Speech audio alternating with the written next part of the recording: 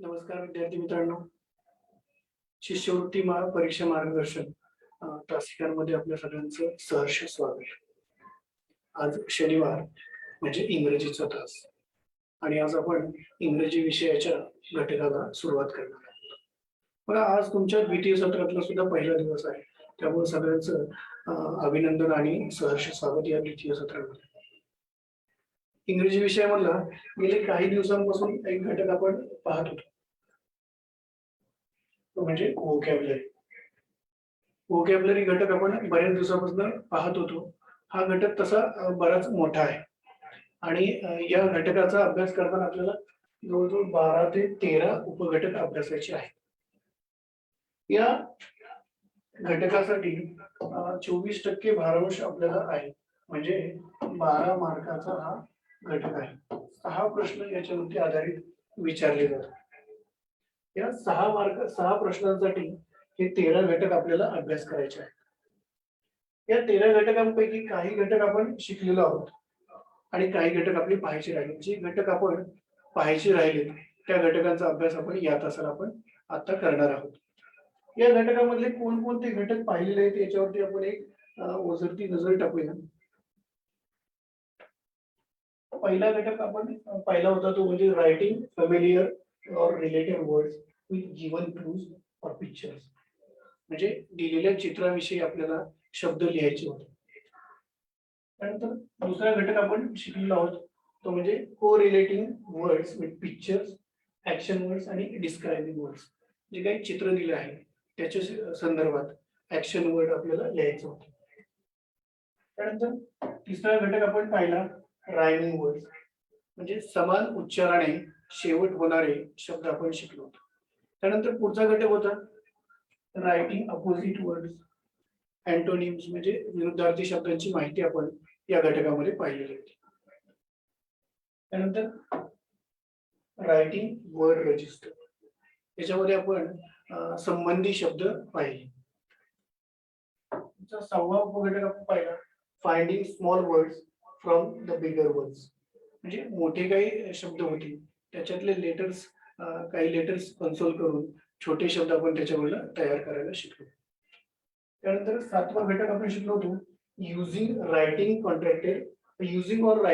Contracted forms.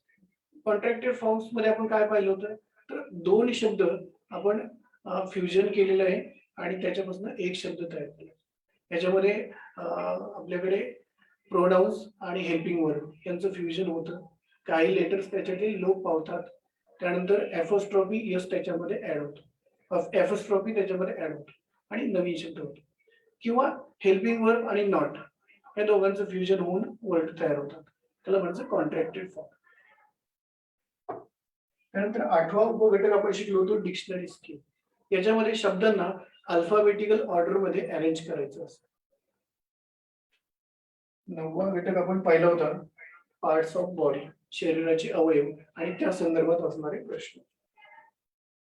10वा उपघटक आपण पाहिला नव्हता names of birds and animals, their living places and sounds, म्हणजे आपल्या परिसरात असणारे पशु पक्षी आणि त्यांचे आवाज.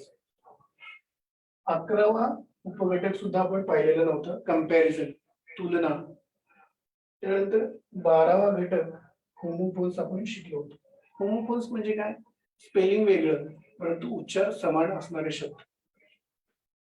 आणि 13वा उपघटक सुद्धा आपण पाहिलेला नाही, तो म्हणजे name of colours, shape, things, vegetable, fruits and games. याच्या संदर्भामधले जे शब्द आहेत त्याच्यावर आधारित प्रश्न आपण पाहिले. हा सुद्धा घटक आपला पाहायचा राहिला. म्हणजे या घटकातले 3 उपघटक आपल्याला शिकायचे, 10वा, 11वा आणि 13वा. बघा, व्होकॅब्युलरी म्हणजे काय, तर शब्दसंपत्ती किंवा शब्दसंपत्तीवर आधारित असणारे प्रश्न. बघा, व्होकॅब्युलरी आपल्याला शिकायची आहे. इतर विषयामध्ये आणि या विषयामध्ये थोडासा बेसिक प्रश्न. जेव्हा गणित आणि बुद्धिमत्तेचा तुम्ही अभ्यास करत असता तेव्हा एखादं उदाहरण सोडण्याची काही रीत असते, पद्धत असते, ते सूत्र असतं, ते समजून घेतलं की सगळा घटक आपल्याला समजतो. त्या पद्धतीने आपण त्याच्यावरची प्रश्नांची उत्तरं देऊ शकतो. परंतु या इंग्रजी विषयामध्ये किंवा स्पेशली व्होकॅब्युलरी याच्यामध्ये आपल्याला असं काही सूत्र वगैरे नसतं. तर हे स्मरणावर आधारित असणारा घटक आहे. तुम्हाला हे सगळं ध्यानात ठेवायचं असतं आणि मग आपल्याला त्याच्यावर आधारित प्रश्नांची उत्तरं द्यायची असतात. तर 1ली पासून ते 5वी पर्यंतच्या पुस्तकामध्ये किंवा अभ्यासामध्ये जे शब्द तुमचे गेलेले आहेत, त्या शब्दावर आधारितच हे प्रश्नांची उत्तरं असतात किंवा तेच शब्द असतात. मग ते आपण इतके दिवस आपल्या लेखनामध्ये, वाचनामध्ये गेलेले असतील, तर ते आपल्याला या ठिकाणी वापरता यायचं आहे.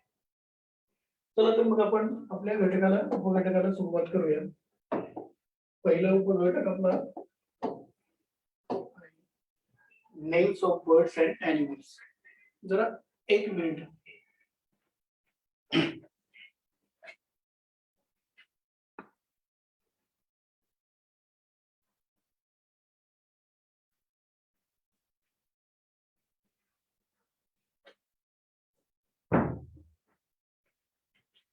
तर बघा, बर्ड्स अँड ॲनिमल्स त्याची नावं किंवा त्याची एक यादी आपल्याकडे असणं गरजेचं असतं. परंतु ही यादी बऱ्यापैकी मोठी असते आणि मग एवढी नावं आपल्याला लक्षात ठेवणं थोडंसं वैयक्तिक काम होऊन जातं. त्यासाठी आपण काय केलं पाहिजे? आपल्या परिसरामध्ये जे काही बर्ड्स अँड ॲनिमल्स आहेत, त्या नावांची आपल्याकडे जी यादी आहे, त्याची नावांची थोडंसं क्लासिफिकेशन केलं पाहिजे. विभागणी केली पाहिजे, गटवारी केली पाहिजे. त्याच्यामुळे काय होईल? तर आपल्याला त्या नावांची लक्षात ठेवायला मदत होईल. मग name of birds and animals याची विभागणी कशी करायची किंवा त्याची गटवारी कशी करायची, याचंही थोडंसं आपण माहिती घेऊया आणि मग आपण प्रत्यक्षात ती यादी घेऊया. बघा, हा जो घटक आहे व्होकॅब्युलरी, या शिकवण्याची काही एखादी पद्धत नाहीये किंवा एखादी काही टॅक्टिक्स, ट्रिक्स नाहीये. तर हे शब्दांची यादी असते, ती आपण डिस्कशनला या ठिकाणी घेऊया, ती लक्षात कशी ठेवायची याच्याविषयी चर्चा करूया. तुम्हाला जे काही नवीन शब्द आढळतील, ते शब्द तुम्ही नोट करून ठेवायचे. त्यासाठी आवश्यक असणारे पेन, पेन्सिल, वही तुमच्या जवळ ठेवा.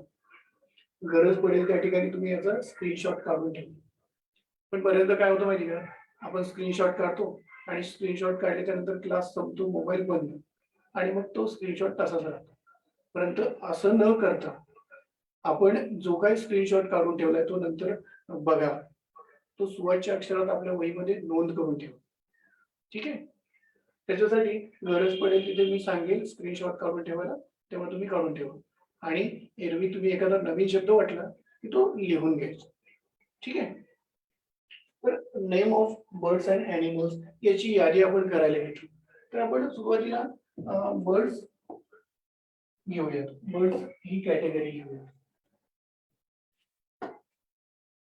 मग बर्ड्स मध्ये जे काही आपल्याला नावं माहिती आहेत, ती 4-2 नावं आणि 8-10 नावं आपल्याला जरी झाली, तरी त्याची नोंद करून ठेवा. त्यानंतर बर्ड्स मध्ये अजून एखादा एक घटक आपण करूया, कॅटेगरी घेऊया, इन्सेक्ट. इन्सेक्ट्स म्हणजे कीटक. 6 पाय असणाऱ्यांना आपण कीटक असे म्हणतो. या इन्सेक्टची एक यादी, त्याच्यामध्ये 4-5 नावं आपल्याकडे असावीत. ती यादी आपण करून ठेवायची. बघा, ही लिहून घेण्याची गरज नाही. ही यादी आपण लक्षात कशी ठेवायची याच्यासाठी आपल्याला विभागणी कशी करता येईल याच्याविषयीची माहिती आहे. त्यानंतर पुढचा विभाग आहे ॲनिमल्स.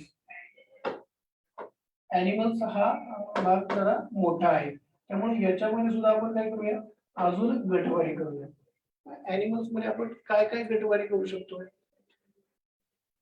तर ॲनिमल्स मध्ये आपण बघा, ॲनिमल्स पाळीव असतात आणि जंगली असतात. तो एक विभाग करूया. पाळीव प्राणी म्हणजे पेट ॲनिमल्स. पेट ॲनिमल्स जे काय आपण पाळतो दैनंदिन व्यवहारामध्ये किंवा कामामध्ये त्याचा वापर करत असतो, असे ॲनिमल्सची यादी आपल्याला करायची. त्यानंतर दुसरा वाईल्ड ॲनिमल्स. वाईल्ड ॲनिमल म्हणजे जंगली हिंस्र प्राणी आहेत, त्याची एक यादी करायची. त्याच्यामध्ये जे काही नावं असतील ते आपण त्याच्यासमोर त्या यादीमध्ये ऍड करणार. त्यानंतर प्राण्यामध्ये पुढची कॅटेगरी आपण तयार करूया. प्राणी राहतात कुठे याच्यावर सुद्धा आपण काही गट करू शकतो. म्हणजे जमिनीवर राहणारे प्राणी आहेत, भूचर त्याला म्हणतो आणि इंग्रजीमध्ये टेरेस्ट्रियल असं म्हणतात.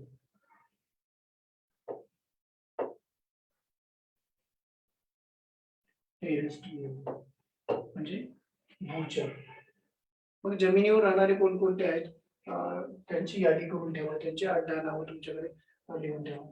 त्यानंतर काही प्राणी बघा पाण्यामध्ये राहतात, त्यांना जलचर म्हणतात, इंग्रजीमध्ये ॲक्वेटिक्स असं असतं. ॲक्वेटिक्स म्हणजे जलचर, पाण्यामध्ये राहत असतात. फिशेस आहेत, काही टर्टल्स आहेत, ठीक आहे. असे प्राणी, त्यांची एक यादी करूया. त्यानंतर पुढचा एक गट आपण बोलूया, ते म्हणजे दोन्हीकडे राहणारे. जमिनीवर पण काही प्राणी राहतात, काही पाण्यामध्ये पण राहतात. किंवा दोन्हीकडे राहणारे, त्यांना ॲम्फिबियन्स, उभयचर असं म्हणतात.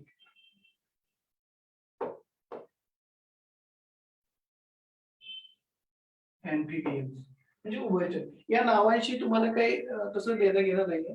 हे नावं लक्षात ठेवायची आवश्यकता नाही. फक्त आपण विभाग कसे करायचे याच्याविषयी डिस्कशन करतो. त्यानंतर पुढची कॅटेगरी करूया आपण, की काही झाडावर राहतात. मग झाडावर राहणाऱ्याला काय म्हणायचं मुळात? अर्बोरियल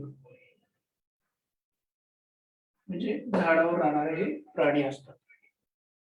त्यानंतर काही बघा हवेमध्ये राहतात, त्यांना एरियल्स असं म्हणतात.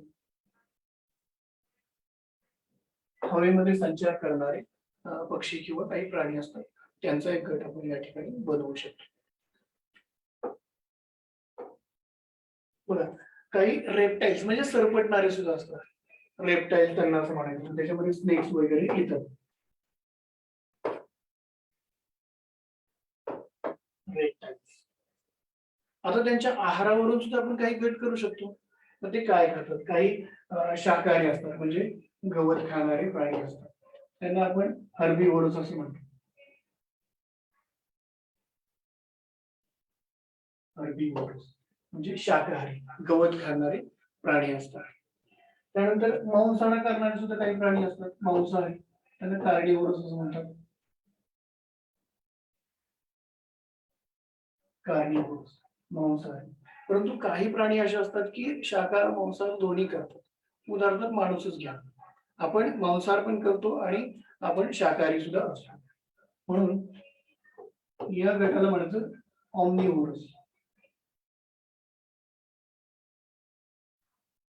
ऑमनिव्होरस म्हणजे हे दोन्ही प्रकारचे खाद्यान्न खात असतात. अशा प्रकारची जर विभागणी आपण करून ठेवली तर आपल्याला त्याचा फायदा होऊ शकतो आपल्याला लक्षात ठेवण्यासाठी. बरोबर आहे की नाही? आणि म्हणून ही एकदा यादी आपल्याकडे तयार झाली की याच्यावर आधारित जे काही प्रश्न आहेत ते आपण अभ्यासाला घेऊ शकतो. ठीक आहे. आणि यांची चित्रही तुम्ही पाहून ठेवा. त्याच्यामध्ये इंग्रजी नाव असतात. हा प्राणी कोणता असतो, त्याची मराठी नाव काय, इंग्रजी नाव काय आणि तो दिसतो कसा, हेही पाहून ठेवा. बघा तुमच्याकडे मोबाईल आहे, इंटरनेट आहे, त्यामुळे हे सगळी नावं तुम्ही सर्च करू शकता. जी आपण यादी पाहणार आहोत ती यादी तुम्ही सर्च करू शकता. कारण परीक्षेमध्ये चित्र दिलेलं असतं आणि त्या चित्रावरती आधारित प्रश्न असतो. पण जर तुम्हाला चित्र ओळखायला आलं तरच तुम्हाला पुढची गोष्ट कळणार आहे. म्हणून त्या प्राण्याचं नाव तुम्ही सर्च करा, त्याचं चित्र पाहून ठेवा. ठीक आहे. आता आपण प्रत्यक्षात यादीकडे जाऊया, की या विभागणीनुसार आपण काही यादी करूया आणि त्या यादीचा अभ्यास करूया. सुरुवातीला आपण बर्ड्स ही कॅटेगरी घेऊया. आता बर्ड्स मध्ये आपल्या जवळपास असणारे जे बर्ड्स आहेत त्यांचेच विषय आपण चर्चा करूया. या ठिकाणी मी काही नावं लिहून आले, ही नावं तुम्ही लक्षात ठेवा. यांची मराठी अर्थ या ठिकाणी आपण लिहून घेऊया. जर तुम्हाला नवीन एखादा शब्द वाटला तर तो लगेच लिहून ठेवा. बहुतेक या मी आज जे काही शिकवणार आहे याच्यातले बहुतेक घटक तुम्हाला माहितीच आहे. जर एका दुसरा नवीन वाटला तर तो तुम्ही लिहून घ्या. बाकी आपण डिस्कशन करूया, एकदम उजळणी याच्यावरती होणार आहे. बघा पहिला कॉक. कॉक म्हणजे कोंबडा तुम्हाला माहिती. याच्यासाठी अजून एक शब्द वापरला जातो तो म्हणजे रूस्टर. रूस्टर म्हणजे सुद्धा कोंबडा. बघा कधी कधी हा शब्द सुद्धा वापरला जाऊ शकतो आणि मग आपल्याला तो जर अर्थ नाही कळला तर उत्तर आपण देऊ शकणार नाही. रूस्टर किंवा कॉक याला कोंबडा असे आपण मराठीत म्हणतो. कोंबडा.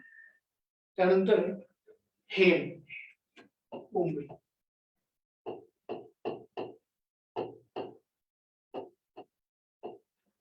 तुम्हाला जर लिहून घेणं शक्य असेल तर तुम्ही लिहून घेऊ शकता.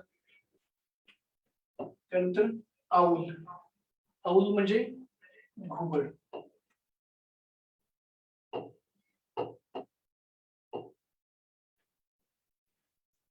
पुढे क्रो. क्रो म्हणजे काय रे? क्रो म्हणजे कावळा.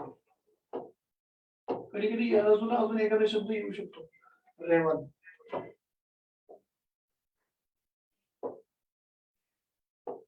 डोमकावळा त्याला असं म्हणतो. शक्यतो क्रो हा शब्द येईल, कदाचित हा शब्द विचारला तरी आपल्या लक्षात असावा म्हणून लिहून ठेवा.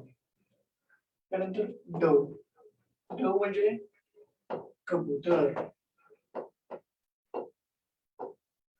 कबूतर. त्यानंतर डक. बघा स्पेलिंग थोडंफार सेम असले की कधी कधी गलत होते. डकला पण डक समजतो. डक म्हणजे काय? बदक.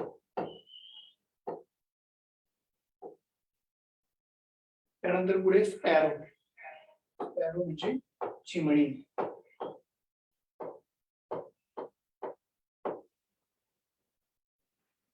त्याच्या खाली पॅरट. पॅरट म्हणजे पोपट. त्याच्या खाली पीकॉक. पीकॉक म्हणजे मोर. बघा अगदी पूर्व प्राथमिक स्तरापासून आपण ह्या गोष्टी शिकत आलेलो आहोत. ही छोटी छोटी नावं आपल्या लक्षात आहेत, परंतु तरी एकदा उजळणी म्हणून आपण या ठिकाणी घेतो. शेवटचं बघा पिजन. पिजन म्हणजे काय? पारवा. हे आपल्या परिसरात असणारे पक्षी आहेत, त्यामुळं हे लक्षात ठेवायला सोपे जातील. ईगल. ईगल म्हणजे काय? ईगल म्हणजे गरुड. त्यानंतर खाली क्रेन.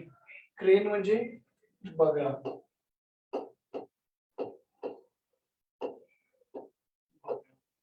त्यानंतर गुज. गुज हा एक शब्द नवीन आपल्याकडे आहे. गुज म्हणजे कर्कोच किंवा हंसासाठी सुद्धा गुज हा शब्द वापरतात. कर्कोचा तुम्ही म्हणाल किंवा हंस म्हटलं तरी चालेल.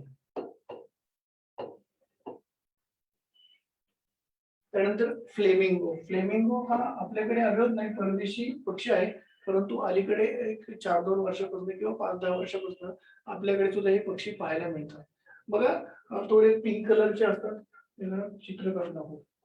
अशी उंच मान असलेले हे पक्षी असतात आणि त्यांची चोच ही थोडी वैशिष्ट्यपूर्ण अशी चोच असते. फ्लेमिंगोस यांना म्हणतात. तर हे सुद्धा नाव तुमच्या लक्षात असू द्या. त्यानंतर ऑस्ट्रिच. ऑस्ट्रिच म्हणजे काय? शहामृग.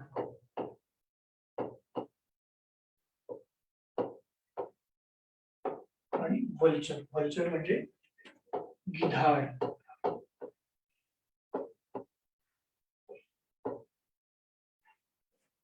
हे आपल्या परिसरात आढळणारे काही पक्षी आहेत. अशी एखादी यादी छोटीशी तुमच्याकडे वहीमध्ये लिहून ठेवायची आणि ती गरज पडल्यास तुम्ही पाठ सुद्धा करून ठेवू शकता. नेक्स्ट कॅटेगरी आहे म्हणजे इन्सेक्ट्स. कीटक वर्ग आहे. कीटक वर्गामध्ये काय काय येते? बटरफ्लाय, फुलपाखरू.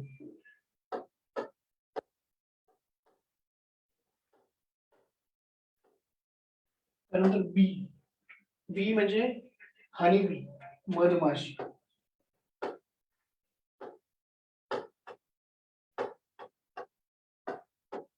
आणि फ्लाय. फ्लाय म्हणजे साधी माशी, घर माशी किंवा वेगवेगळ्या प्रकारच्या ज्या माश्या असतात त्याच्यापैकी ही माशी.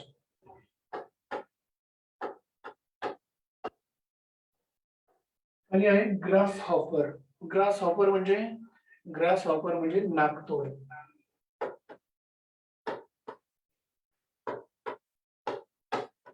नाकतोड असतो की नाही गवतामध्ये उड्या मारणारा, तो कीटक आहे. त्यानंतर मॉस्किटो. हे सगळ्यांना माहिती, मच्छर किंवा डास.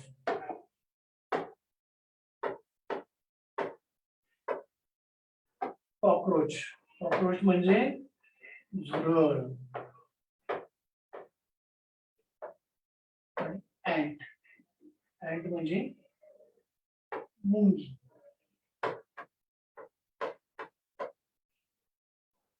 ठीक आहे. त्यानंतर बग. बग हा शब्द माहिती आहे का तुम्हाला? बग म्हणजे ढेकूण किंवा तत्सम कीटक. ढेकूण आपण याला म्हणू. त्यानंतर स्पायडर. स्पायडर तुम्हाला माहिती, स्पायडरमॅन. स्पायडर म्हणजे कोळी. कोळी बघा हा कीटक आहे, मासे पकडणारा कोळी नव्हे. बीटल, बीटल म्हणजे बघा एक मासा आपण म्हणतो त्याला, असा तो कीटक असतो. काही ठिकाणी वेगवेगळे शब्द सुद्धा त्याला वापरले जाऊ शकतात. कॅटरपिलर, कॅटरपिलर, मॅगट आणि वर्म हे तिन्ही आळी या प्रवर्गामधले आहे. कॅटरपिलरला तुम्ही सुरवंट म्हणता, मॅगटला आळी तुम्ही म्हणू शकता, आणि वर्म म्हणजे गांडूळ. वेगवेगळ्या प्रकारचे वर्म असतात. अर्थवर्म म्हणजे गांडूळ. कॅटरपिलर म्हणजे काय? सुरवंट. मॅगट म्हणजे अळी. त्यानंतर वर्म म्हणजे गांडूळ प्रवर्गातलं कीटक आहे.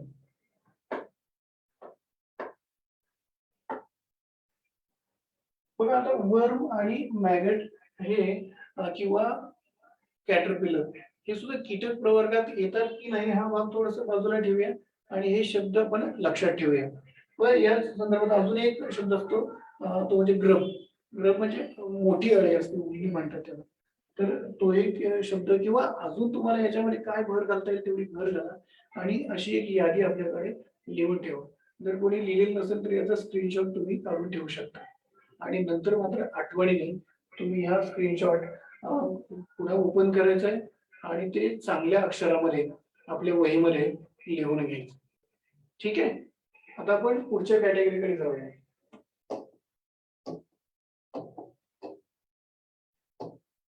ऍनिमल्स. ऍनिमल्स मध्ये आपण काही गट केले होते. त्या गटानुसार आपण उदाहरण बघूया. पहिला गट केला होता आपण पाळीव प्राणी.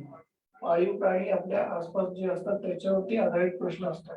बघा प्रश्न कसे पाहणार आहोत असणार आहेत हे आपण हा घटक झाल्याच्या नंतर प्रश्न घेऊयात. कशा प्रकारचे प्रश्न असतील याच्यावर विचार करूया. आता ऑक्स, ऑक्स किंवा बुल या ठिकाणी अनेक वचन सुद्धा कधी कधी वापरलं जातं बरं का. आणि अनेक वचनामध्ये काही ठिकाणी यस लावला जातो तर काही ठिकाणी मात्र शब्द चेंज झालेला असतो. अशा वेळेस आपली गल्लत होण्याची शक्यता असते. बघा आपल्याला बुल हे एक शब्द आपण पाठ करून ठेवतो, परंतु कधी जर ऑक्सेन हा शब्द आला तर OXEN ऑक्सेन हे बुलचं किंवा ऑक्सचं अनेक वचन आहे. ऑक्सेन जर आलं तर मग आपण काय त्याच्यावर आधारित प्रश्नाचं उत्तर देणार आहे. तर यासाठी अनेक वचन सुद्धा आपलं लक्षात असलं पाहिजे. जेव्हा अनेक वचन घटक येईल तेव्हा या सगळ्याचा अभ्यास तुम्ही कराल, ते लक्षात ठेवा. ऑक्सेन म्हणजे काय? बैल. बुल म्हणजे सुद्धा बैल. नंतर काऊ म्हणजे गाय, तुम्हाला माहिती. बफेलो, बफेलो म्हणजे म्हैस. नेक्स्ट गोट, गोट म्हणजे शेळी. शेळी. नेक्स्ट शीप, शीप म्हणजे काय?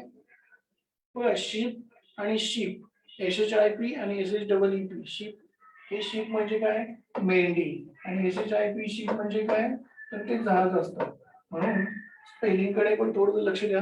होमोफॉर्मचा प्रकार आहे तो मेंढी.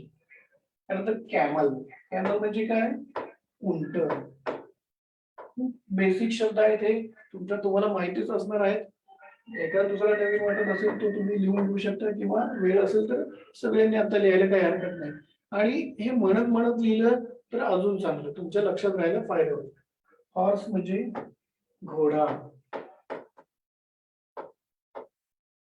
डॉंकी गाढव. डॉग्स कुत्रा किंवा कुत्रे. त्यानंतर कॅट मांजर, आपल्या घरामध्ये असणारा तो प्राणी. पीग, पीग म्हणजे डुक्कर किंवा वराह. डुक्कर. रेनडियर, रेनडियर आपल्याकडे हा प्राणी शक्यतो आढळत नाही. हा बर्फाळ प्रदेशामधला असणारा एक हरणाच्या प्रवर्गातला प्राणी आहे रेनडियर. त्याचे शिंग सुद्धा असे सांबरासारखे वाकडे तिकडे असतात, परंतु जरा मोठा वाटणारा हा प्राणी असतो रेनडियर. तुम्ही त्याचे चित्र सर्च करून पाहून एकदा ठेवा. रेनडिअरला रेनडिअरच नाव आहे. त्यानंतर माऊस म्हणजे आपल्याला माहिती उंदीर. आता माऊसच शब्द वापरला जाईल असं पण काही नाही बरं का. माऊस साठी कोणकोणते शब्द वापरले जातात? माऊस माईस पण केलं जाऊ शकतं, त्यानंतर रॅट पण केलं जाऊ शकतं, किंवा माऊस हे सुद्धा वापरू शकतो. मग याच्यापैकी कोणताही शब्द आला तरी आपल्याला योग्य तो अर्थ त्याचा लावायचा आणि मग प्रश्नाचं उत्तर द्यायचं. आता जंगली या कॅटेगरीकडे वाईल्ड ॲनिमल्स. कोणते असतात वाईल्ड ॲनिमल्स? लॉयन, सिंह, त्यानंतर टायगर, वाघ, डिअर, हरिण. डिअर मध्ये सुद्धा वेगवेगळी नावं येऊ शकतात. इम्पाला वगैरे डिअरच्या ज्या काही जाती आहेत, बग हा सुद्धा शब्द येऊ शकतो. वेगवेगळे शब्द डिअरच्या संदर्भात लक्षात ठेवा. कोणताही शब्द वापरला तरी आपल्याला ते समजलं पाहिजे. मंकी म्हणजे माकड. त्यानंतर जिराफ. जिराफ आपल्याला सगळ्यांना माहिती. झेब्रा, झेब्रा पण सगळ्यांना माहिती. याक, याक हा सुद्धा थोडासा नवीन शब्द आपल्याला वाटू शकतो. याक म्हणजे काय? गवा. रानबैल असतो की नाही, त्याला याक असं म्हणतात. गवा, केसर असणारा बैल. त्यानंतर एलिफंट, हत्ती. रायनोसिरस व रायनोसोरस. रायनो असा शॉर्ट फॉर्म सुद्धा वापरला जाऊ शकतो. रायनो, रायनो म्हणजे काय? तर गेंडा.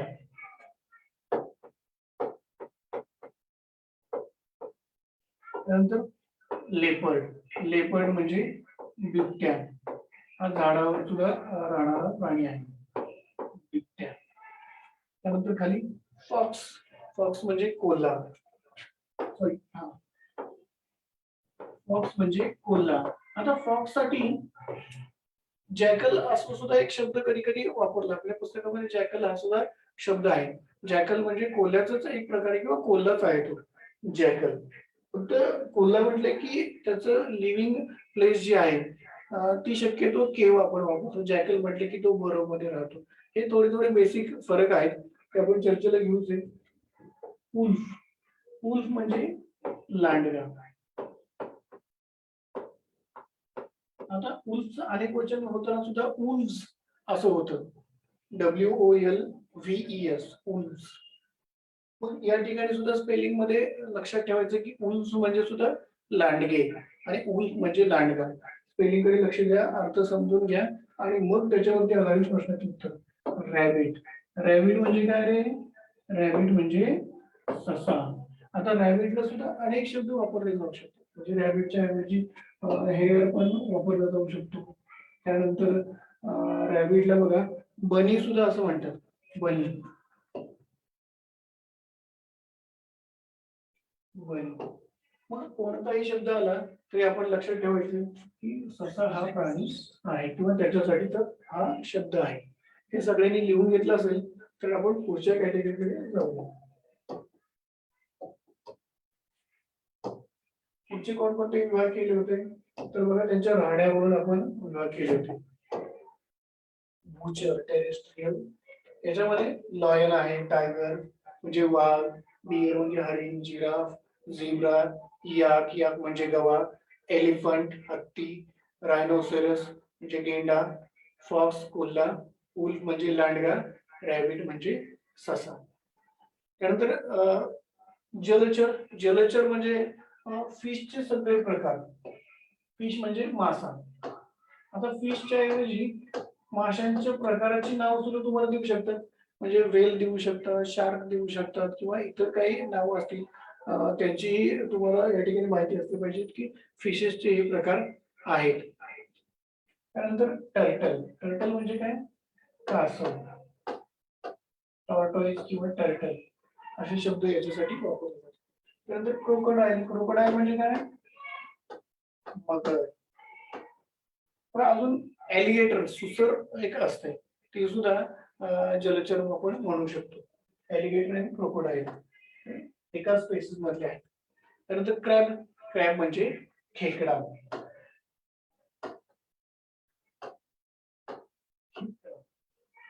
लॉबस्टर, लॉबस्टर म्हणजे काय? झिंगा.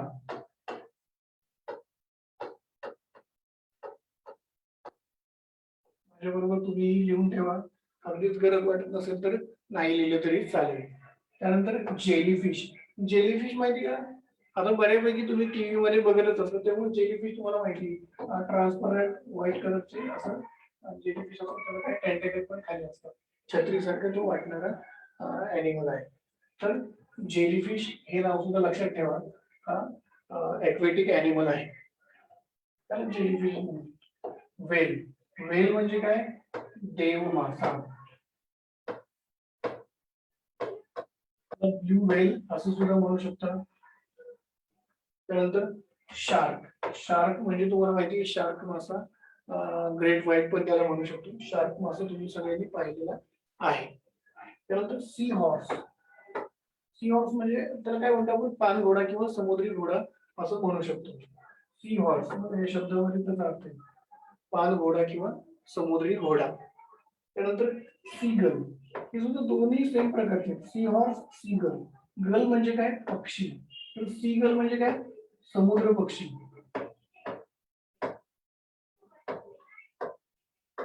समुद्र पक्षी सीगल. आणि सी हॉर्स म्हणजे काय? समुद्री घोडा व पाणघोडा. कोणताही शब्द तुम्ही लक्षात ठेवा आणि याचे पिक्चर सुद्धा तुम्ही एकदा बघून ठेवा की सी हॉर्स कसा दिसतो किंवा सीगल कसा दिसतो. जर कदाचित तुम्हाला चित्र देऊन प्रश्न विचारला तर मग मात्र तुम्हाला चित्राचा अर्थ किंवा तो चित्र ओळखता यायला पाहिजे. पुढचा भाग आहे उभयचर. या गटामध्ये आपण फ्रॉग म्हणजे काय? बेडू.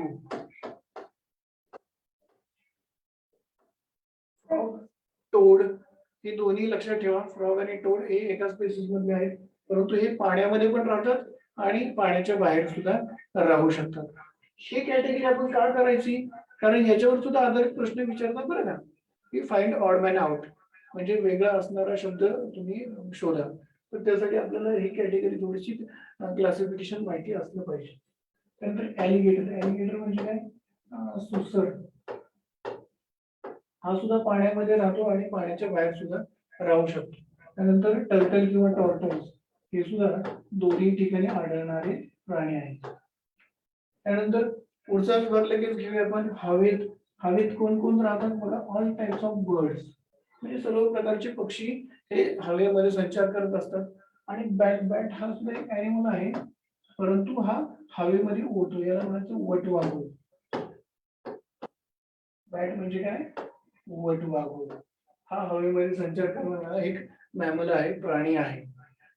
त्याचबरोबर स्क्विरल सुद्धा, काही ठराविक टाईपच्या स्क्विरल्स असतात जे सुद्धा हवेमध्ये काही अंतरावरती उडू शकतात, तर त्यांना सुद्धा एरियल्स या कॅटेगरीमध्ये आपण टाकू शकतो. त्यानंतर पुढचा विभाग आपण तयार केला होता हर्बिव्होरस, शाकाहारी. ठीक आहे, हे तुम्ही लिहून घेतले का? जर आपण वरती घेऊया.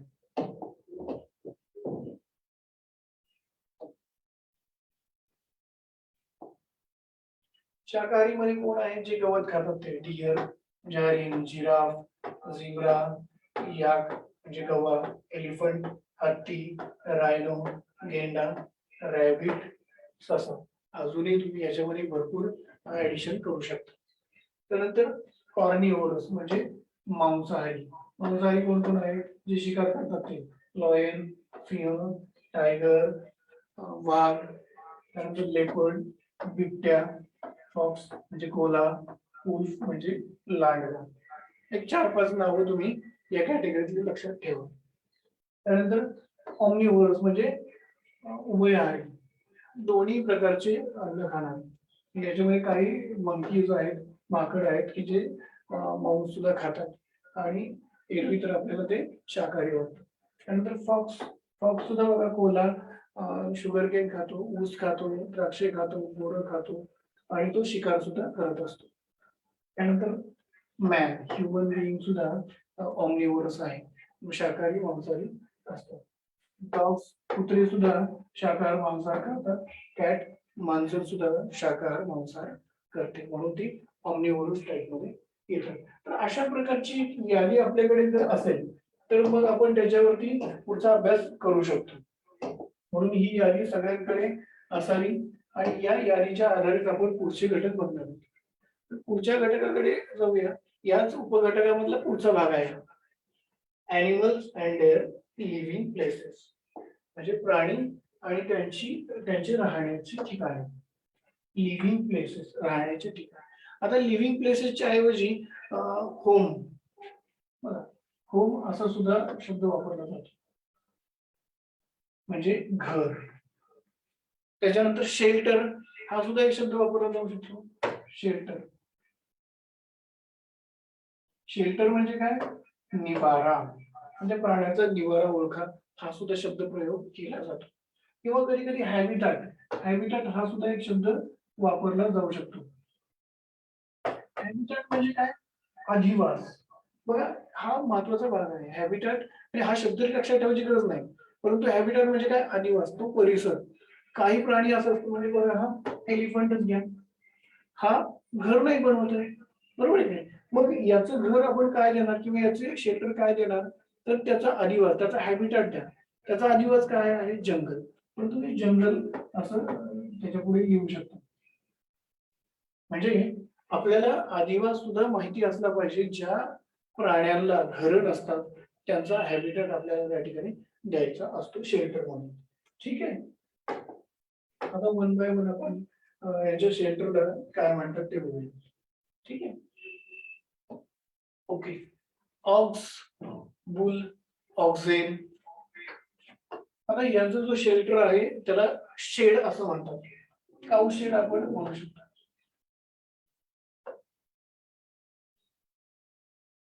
काऊ शेड.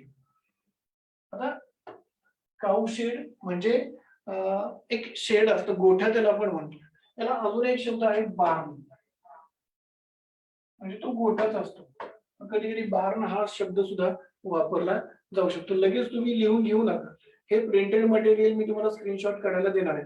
आता फक्त तुम्ही नीट काळजीपूर्वक ऐकून घ्या, ते स्मरणात ठेवा. लिहायला मी तुम्हाला नंतर देणार. ठीक आहे.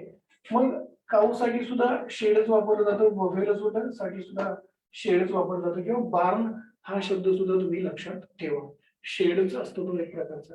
हा इतर देशामध्ये हा बार्न शब्द वापरला जातो आणि काऊ शेड आपल्याकडे शब्द वापरला जातो. पुढे आहे गोट. गोट म्हणजे तुम्हाला माहिती आहे शेळी. शेळीसाठी जो शेल्टर आहे त्याला म्हणतात पेन. बघा स्पेलिंग सुद्धा सेम आहे, पेन. पेन म्हणजे आपला लिहिण्याचा पेन. परंतु गोट साठी जो शेल्टर आहे पेन, म्हणजे कडेने कोंडवाडा आहे की नाही, आपल्या आपण त्याला म्हणतो.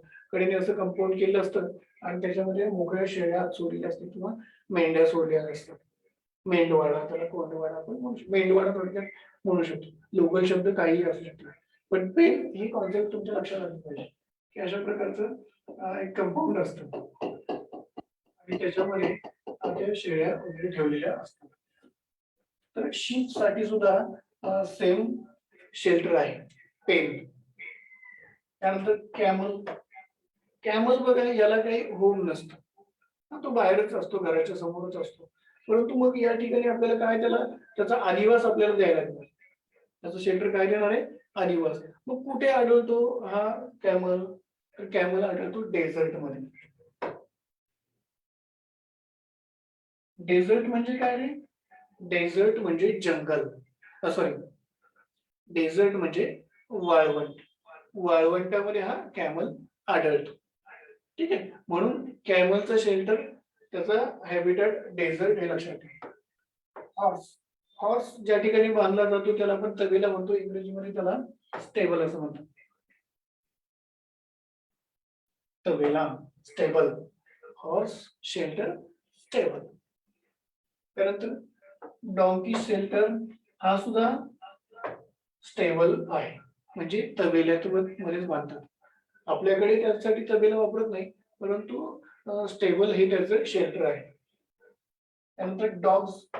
कुत्र्याचं ठिकाण कुठे असतं? कुत्र्यासाठी बघा आपण छोटस घर बनवतो, त्याला केनल असं म्हणतात. Dogs shelter is kennel. बघा केनल मध्ये हे डॉग राहतात. आता कॅट कुठे राहते?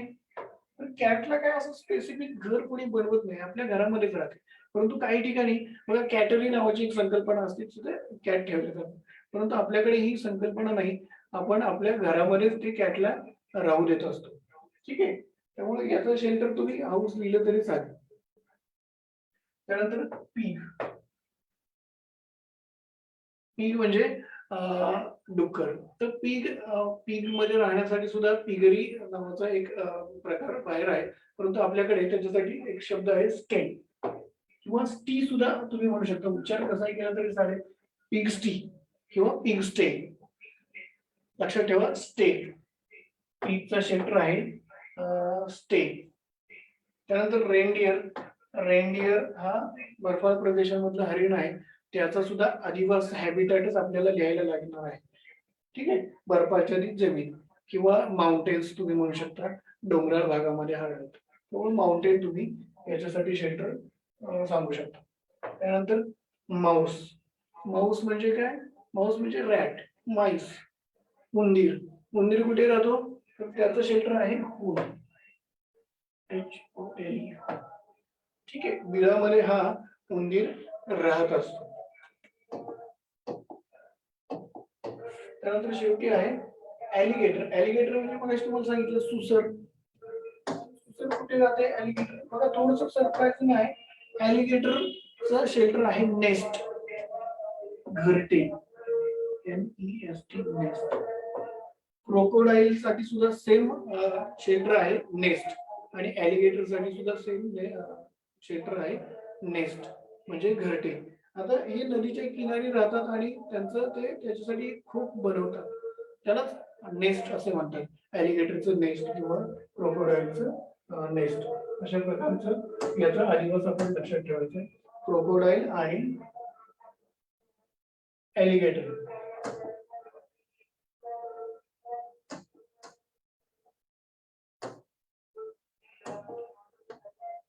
त्यानंतर जंगली प्राण्यांकडे येऊया. Lion, lion, tiger. हे दोन्ही साठी सुद्धा सेम शेल्टर आहे किंवा बऱ्याच. आता याचा शेल्टर आहे केव. केव म्हणजे गुहा. Lion, tiger, fox, wolf, bear या 4-5 प्राण्यांसाठी केव हा शेल्टर आहे. बॅट साठी सुद्धा केव हा शेल्टर आहे. बॅट म्हणजे वटवाघूळ. वटवाघूळ सुद्धा गुहेमध्ये बेसिकली राहतं, ते झाडावर पण राहतं. परंतु केव हा शेल्टर सुद्धा त्याच्यासाठी वापरला जातो. केवच्या ठिकाणी कधी कधी डेन हा सुद्धा शब्द असतो. डेन, डेन म्हणजे सुद्धा गुहा. आणि टायगरच्या संदर्भामध्ये बघा, स्पेसिफिकली टायगर याच्या संदर्भामध्ये अजून एक शब्द त्या ठिकाणी वापरला जातो, लायर. LAIR, लायर. लक्षात ठेवा, बऱ्याचदा टायगर साठी लायर किंवा फॉक्स आणि उल्फ साठी सुद्धा लायर हा शब्द वापरला जातो. लायर म्हणजे सुद्धा गुहा आहे. केव, डेन, लायर हे तिन्ही पैकी कोणताही एक शब्द आला तरी तिन्हीचा अर्थ गुहाच होतो. म्हणून या 5ही ॲनिमल साठी तुम्ही शेल्टर म्हणून या केव, डेन किंवा लायर या तिन्हीपैकी कोणत्याही शब्दाचा वापर करू शकता. ठीक आहे, त्यानंतर आहे डिअर. डिअरला सुद्धा काही घर नसतं. पण डिअर कुठे असतो? तो कुरणामध्येच असतो. म्हणून मेडो सुद्धा तुम्ही लिहू शकता, मेडो किंवा ग्रासलँड असं सुद्धा म्हणू शकता, किंवा सेवाना, सफारी हे सुद्धा शब्द कधी कधी वापरले जातात. त्यानंतर मंकी. मंकीला सुद्धा काही होम नसतं, माकड कधी घर बांधत नाही. मग अगेन त्याचा हॅबिटॅट आपल्याला वापरायला लागणार आहे tree. Monkey shelter is tree. Then zebra. Zebra सुद्धा होम त्याला नसतं, म्हणून त्याचा सुद्धा झेब्रा कुठे राहतो? ग्रासलँड, सफारी, सेवाना कोणताही तुम्ही शब्द वापरा. सेवाना, सेवाना म्हणजे सुद्धा गवताळ प्रदेश आहे, किंवा सफारी म्हणजे सुद्धा तो गवताळच भाग असतो, जंगली भाग असतो, किंवा ग्रासलँड म्हणा, मेडोज म्हणा, चालेल. त्यानंतर एलिफंट. एलिफंटला सुद्धा काय असं काय आदिवास नसतो, सॉरी घर नसतं, म्हणून त्यासाठी सुद्धा जंगल हा शब्द तुम्ही वापरू शकता. एलिफंट लिव्हज इन जंगल. त्यानंतर रायनोसेरस, गेंडा. गेंडा हा सुद्धा जंगलमध्ये राहतो. किंवा जंगलसाठी समानार्थी शब्द तुम्ही कोणतेही या ठिकाणी वापरू शकता. फॉरेस्ट वापरू शकता, सेवना वापरू शकता. त्यानंतर फॉक्स. फॉक्स केव मध्ये राहतो किंवा डेन मध्ये. केव किंवा डेन किंवा मगाशी सांगितल्याप्रमाणे लायर हा सुद्धा शब्द तुम्ही वापरू शकता.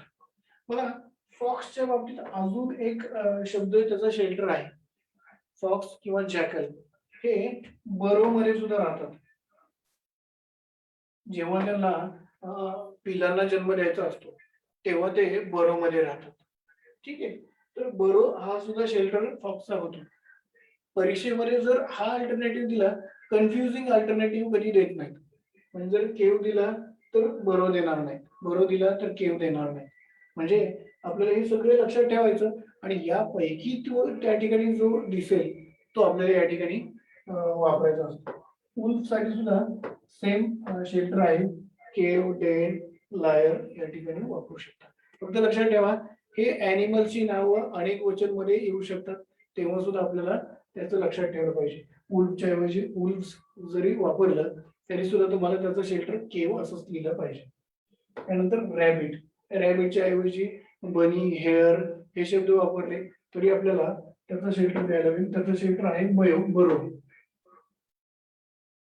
बरो म्हणजे काय माहिती का, मोठ्या खूप त्याला म्हणायचं, बिल असतं की नाही मोठं बिल, तर त्याला बरो असं शब्द आहे. रॅबिट साठी बरो हा शेल्टर. त्यानंतर नेक्स्ट आहे स्क्विरल. स्क्विरल तुम्हाला माहिती झाडावर राहते, तर त्याचा शेल्टर ट्री सुद्धा येऊ शकतो. परंतु ट्री वरती जो ट्री हॉलोज असतात की नाही, त्या ट्री हॉलोज मध्ये डोलीमध्ये हे स्क्विरल राहतात. त्यासाठी एक शब्द आहे DRAY, ड्रे. ड्रे ड्रे म्हणजे काय, ट्री हॉलोज. ट्री हॉलोज हा सुद्धा शब्द प्रयोग या ठिकाणी केला जाऊ शकतो. ट्री हॉलोज जर शब्द आला तरी तो तुम्ही त्या ठिकाणी वापरायचा आहे.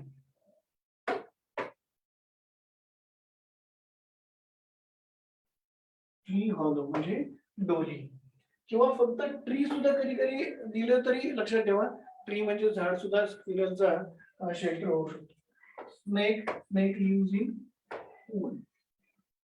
स्नेकचा शेल्टर आहे होल. त्यानंतर फिश. तुम्हाला माहिती फिशचा आदिवास काय आहे, वॉटर. फिश साठी तुम्ही वॉटर हा शेल्टर निवडायचा. वॉटर. वॉटर. आणि सगळ्यात खाली बघा त्या ठिकाणी स्नेल तुम्हाला दिसते. स्नेल. स्नेल म्हणजे काय, गोगलगाय. आणि स्नेल कुठे राहते, तर स्नेलच्या पाठीवरच जो शेल असतो तो शेल या स्नेलचा शेल्टर आहे. मी यावर लिहितो. तुम्ही हे पाहून लिहायची गरज नाही बरं, मी तुम्हाला चांगलं देणार आहे, प्रिंटेड पीडीएफ तुम्हाला देणार आहे. तर फक्त या ठिकाणी चर्चेसाठी हे शब्द काय, त्याचे उच्चार काय, याच्याविषयी आपण डिस्कशन करतोय, हे तुम्ही नीट ऐका. जे नवीन गोष्टी आहेत त्या ठिकाणी तुम्हाला लक्षात ठेवायला लागणार. पुढे जाऊया पक्ष्यांमध्ये. पक्ष्यांचे जे लिव्हिंग प्लेसेस आहेत, होम्स आहेत किंवा शेल्टर्स आहेत, त्याच्यामध्ये कॉक. अगेन कॉक, हेन, रूस्टर, चिकन हे सगळे एकच आहेत, एकच जात आहे किंवा एकच फॅमिली आहे. म्हणून याच्यातला कोणताही शब्द आला तरी त्याच्यासाठी आपल्याला एकच शेल्टर निवडायचा, तो म्हणजे कूप. कूप. कूप म्हणजे काय, खुराडे. कूप. त्यानंतर आऊल. आऊल तुम्हाला माहिती आहे, मी सांगितलं स्क्विरलचं जसं आहे तसंच आऊलचं सुद्धा आहे. आऊल सुद्धा डोलीमध्येच राहते, त्याच्यासाठी सुद्धा तुम्ही ड्रे हा शब्द वापरू शकता. DRAY, ड्रे. किंवा हॉलो, ट्री हॉलो, कोणताही शब्द तुम्ही या ठिकाणी वापरू शकता. त्यानंतर क्रो. क्रो नेस्ट मध्ये राहतो, त्यातून घरट असतं. त्यानंतर डव. डव कुठे तुम्हाला माहिती, डव कुठे राहतो, खाचांमध्ये राहतो किंवा ते घरट बांधत नाहीत, ते अडचणीच्या ठिकाणी राहतात, भिंतीमध्ये वगैरे. त्याला कोट असं आपण म्हणू शकतो. कोट हा शब्द आहे, COTE, कोट. बघा डक, सॉरी डव आणि डवला सामान्य त्याच फॅमिली मधला असणारा पिजन. पिजनला सुद्धा कोट हाच शेल्टर आपण लिहायचं आहे, पिजन आणि डव. त्यानंतर डव कुठे राहतो तुम्हाला माहिती आहे, water, river, pond. Next sparrow, तुम्हाला माहिती स्पॅरो नेस्ट बांधते, घरट बांधते, म्हणून स्पॅरोचा शेल्टर आहे नेस्ट. त्यानंतर पॅरट. पॅरट बघा, काही पुस्तकांमध्ये केज हा शब्द त्या ठिकाणी वापरलाय, परंतु केज हा काही अप्रोप्रिएट केज कोणाचं घर असू शकत नाही, किंवा झेब्राला सुद्धा झू असा शब्द काही ठिकाणी पुस्तकामध्ये आलेला आहे, परंतु हा पण काही योग्य शेल्टर नाहीये. झू कोणाचं घर असू शकत नाही, किंवा केज सुद्धा कोणत्याही पक्षाचं घर असू शकत नाही. तर पॅरट सुद्धा ट्रीवरती राहतो, किंवा ट्री हॉलो मध्ये राहतो, किंवा कोट हा सुद्धा त्याच्यासाठी शेल्टर वापरू शकतो. परंतु जर ट्री हॉलोज नाहीये, ट्री नाहीये, कोट नाहीये, आणि त्या ठिकाणी केज जर हा अल्टरनेटिव्ह असेल, पर्याय असेल, तर मात्र तुम्ही केज हा पर्याय निवडायला तयार करा. त्यानंतर पिकॉक. पिकॉक सुद्धा, पिकॉकला सुद्धा नेस्ट असतं, पिकॉक सुद्धा घरट त्याचं बांधतो. ठीक आहे. नंतर पिजन. पिजन साठी कोट. ईगल. ईगल सुद्धा नेस्ट आहे, ईगल सुद्धा घरट बांधतो, फक्त त्याच्या नेस्टला एक वेगळा शब्द आहे. तो शब्द म्हणजे आयरी. EYRI. आयरी. तो नेस्टचाच प्रकार आहे, परंतु तो ईगलचा नेस्ट आहे म्हणून आयरी आपण म्हणू शकतो. त्यानंतर ऑस्ट्रिच. ऑस्ट्रिच हा काही घर बांधत नाही, त्यामुळे जंगल, सॅव्हाना, सफारी कोणत्याही क्षेत्रामध्ये. वल्चर सुद्धा नेस्ट बांधतो. गिधाड त्याचं सुद्धा घरट असतं. त्यानंतर बी. हनी बी कुठे राहतात, त्याचं पोळं असतं, त्याला हाईव असं म्हणतात, बी हाईव. बी हाईव, मधमाशांचे पोळे. अँट. अँट होल मध्ये नाही राहत, अँटचं अँट हिल असतं. अँट हिल म्हणजे वारुळ त्याला तुम्ही म्हणत असता, अँट हिल, वारुळ. त्यानंतर बग कुठे राहतो, बग बेड मध्ये राहतो. बेड बग नावाची एक जातच आहे, बेड बगच त्याचं पूर्ण नाव आहे, तर तो बेड मध्ये राहतो. आणि स्पायडर कुठे राहतो रे, तर स्पायडर वेब हे त्याचं शेल्टर आहे, होम आहे, जाळ्यामध्ये तो राहत असतो. ठीक आहे. आता हे सगळे तुम्हाला मी या ठिकाणी स्क्रीनशॉट करण्यासाठी देतो, सगळ्यांनी स्क्रीनशॉट काढून ठेवा. ठीक आहे. Animals and their living places, याचा सगळ्यांनी एक स्क्रीनशॉट काढून ठेवा. सगळे ॲनिमल्स आहेत, त्यांची होम्स आहेत.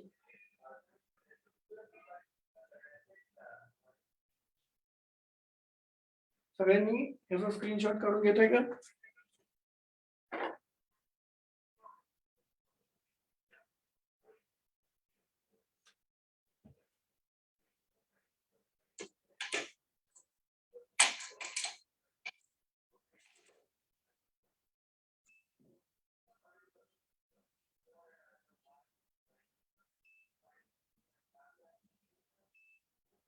ठीक आहे, झालं का काढून?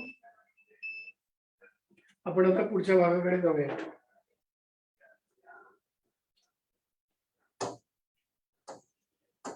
याच्यावरती कशा प्रकारचे प्रश्न विचारले जाऊ शकतात याची थोडीशी माहिती बघूया. Choose correct living place. Choose correct living place for pig, म्हणजे पीक साठी करेक्ट लिव्हिंग प्लेस किंवा त्याचं होम निवडायचं. मग या ठिकाणी अल्टरनेटिव्ह बघूया. स्टेबल म्हणजे काय, तबेला, तिथे असतात. त्यानंतर डेन, तिथं सिंहाची गुहा असते. त्यानंतर केनल. केनल हे कुत्र्यासाठीच निवास आहे. त्यानंतर इथे अजून एक ऑप्शन आहे, तो म्हणजे स्टे. पिग स्टे किंवा पिग स्टे, यामधला हा स्टे आहे, म्हणून करेक्ट ऑल्टरनेटिव्ह इज स्टे. पिगचा निवास कुठे आहे किंवा पिगचं लिव्हिंग प्लेस कुठे आहे, stay. Question number 2, where if kennel is desert, then rabbits what? Okay, if kennel is to desert, then rabbit is to what? जर कॅमलला डेझर्ट आहे तर रॅबिटला काय, म्हणजे या ठिकाणी आपल्याला काय शोधायचं आहे, शेल्टर शोधायचं आहे. तुम्ही पाहू शकता. मग आपल्याकडे काय ऑप्शन्स आहेत, ट्री म्हणजे झाड. आता रॅबिट म्हणजे काय हे आपल्याला पहिल्यांदा माहिती असलं पाहिजे, म्हणून आपण ती मोठीच्या मोठी यादी पाहिली होती. रॅबिट म्हणजे ससा. मग कुठे राहतो, ट्रीवर राहतो का, नाही. त्यानंतर कूक, कूक म्हणजे कुऱ्हाडा. हा तर हेन, कॉक, रूस्टर साठी, चिकन साठी असतो. त्यानंतर पेन, पेन हा शेल्टर आपण शीप किंवा गोट साठी पाहिला होता. आणि बरो, बरो म्हणजे खूप किंवा मोठं बिळ, त्याच्यामध्ये रॅबिट राहतो. So correct answer is burrow. Next type of question is find odd man out. वेगळा शब्द बाहेर काढ. एक लिस्ट दिलेली आहे आपल्याला, lion, wolf, bear and rabbit. आता याच्यामध्ये कोणाला बाहेर काढणार आहे, तर बघा तुम्ही असं म्हणू शकता की हा हा जंगली प्राणी आहे, वूल जंगली प्राणी, रॅबिट जंगली प्राणी आणि बेअर सगळे सगळे जंगली प्राणी आहे, त्यामुळं हा निकष लावू शकत नाही. आता मांसाहारी आहेत का, लॉयन मांसाहारी आहे, वूल मांसाहारी आहे, बेअर मात्र दोन्ही उभयहारी आहे, ठीक आहे. आणि रॅबिट मात्र शाकाहारी आहे. तर हे 3 कॅटेगरीज होत आहेत, त्यामुळे हाही तुम्हाला निकष लावता येतो. तर मग आपल्याला काय लावलं पाहिजे, तर लॉयन कुठे राहतो, तर लॉयन कुठे राहतो, डेन मध्ये. वूल सुद्धा डेन मध्ये राहतो आणि बियर सुद्धा डेन मध्ये राहतो. बघा बियर साठी सुद्धा डेन किंवा बांबू जंगल. डेन हा शब्द वापरा, केव शब्द वापरा.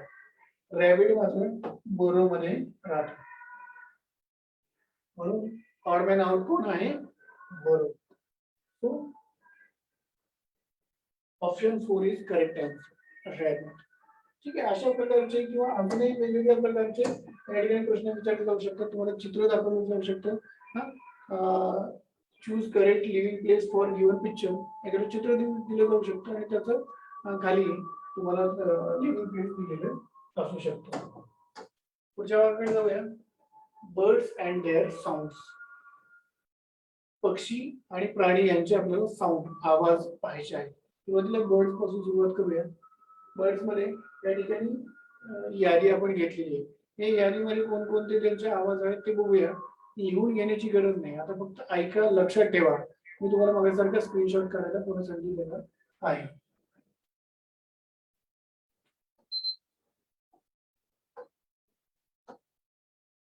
हेन्स, बघा हेन्सचा आवाज cluck, clock.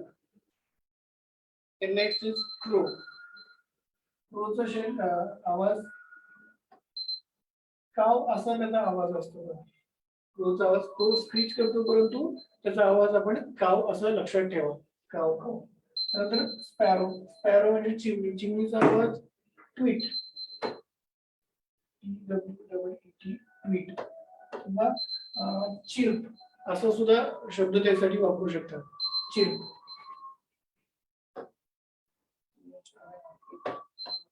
Chirp, स्पॅरोसाठी chirp, tweet, whistle कोणते वापरू शकतात. त्यामुळे बर्ड्सची टोटल कॅटेगरी आपल्याला पाहायला मिळतात. बर्ड्स म्हणजे कोणकोणते असतात, काही बर्ड ट्वीट करतात, काही बर्ड चिर्पिंग करतात, काही बर्ड व्हिसलिंग करतात, शिव घालणारे पक्षी असतात. त्यानंतर काही बर्ड्स तुम्हाला स्क्रीमर सुद्धा काही असतात, ठीक आहे.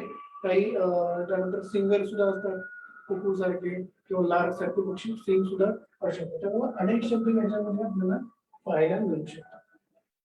त्यानंतर चिकन, चिकन अगेन हे क्लब, हा त्याचा साऊंड आहे. त्यानंतर डव, डव, डव साठी कू असा शब्द वापरला जातो. कू, डव, कूस म्हणजे कू त्याचा आवाज आहे. त्यानंतर पिजन साठी सुद्धा सेम वर्ड आहे, कू. त्यानंतर क्रिकेट, क्रिकेट हा कीटक आहे. आपण कीटकच्या प्रवर्गात घेतला नव्हता, परंतु क्रिकेटचा आवाज किरकिर येतो की नाही, क्रिक्स, क्रिकेट क्रिक्स म्हणजे त्याचा आवाज आहे.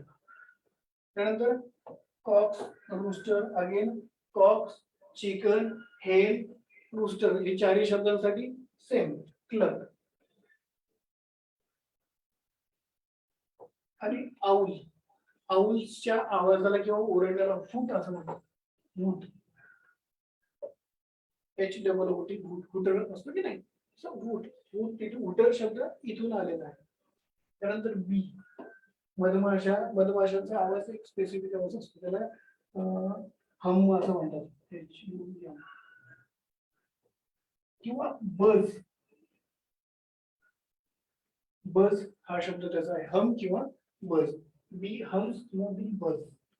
नंतर डक, डकचा आवाज तुम्हाला माहिती आहे, क्वॅक, डक क्वॅक्स.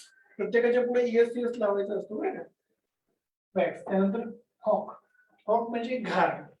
हॉक, काईट, व्हल्चर, ईगल हे सगळे एकाच प्रवर्गातले आहेत, त्यामुळे याच्यापैकी कोणी जरी आलं तरी आपल्याला त्याच्यासाठी आवाज सेमच आहे. ईगल सुद्धा त्याच प्रकारचा आहे, पिकॉक सुद्धा त्याच प्रकारचा आहे, आणि सीगल म्हणजे समुद्री प्राणी. ह्या सगळ्यांसाठी एकच साऊंड आहे किंवा त्याचा आवाज आहे, म्हणजे स्क्रीम. स्क्रीम म्हणजे किंचाळल्यासारखा आवाज त्यांचा असतो. हे सगळे क्रीमर, स्क्रीमर आहेत. ईगल सुद्धा स्क्रीम करतो, पिकॉक सुद्धा स्क्रीम करते. हेन जरी आलं तरी स्क्रीम असं म्हणायचंय, आणि सीगल, सीगलचा आवाज सुद्धा स्क्रीम असाच आहे. हे all these are screamers. Lark, lark हा सिंगिंग पक्षी आहे, तो गाणारा पक्षी आहे. Sing, lark sing. त्यानंतर पॅरोट. आता पॅरोटच्या बाबतीत सुद्धा अजून वेगवेगळे प्रकार आहेत. पॅरोटला काही टॉक्स असं सुद्धा त्याच्या साऊंडला म्हणतात, म्हणजे बोलणे. पॅरट बोलतो. तर असं शक्यतो होत नाही, तर त्याला त्याच्यासाठी स्क्रीच, स्क्रीच हा शब्द वापरा. स्क्रीच. त्यानंतर मॉस्किटो. डास काय करत असतात, गुणगुणत असतात, पण त्यांच्या आवाजाला व्हाईन असं म्हणतात.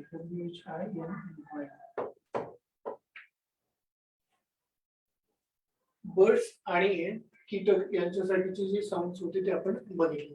आता आपण ॲनिमल्सचे साऊंड बघूया.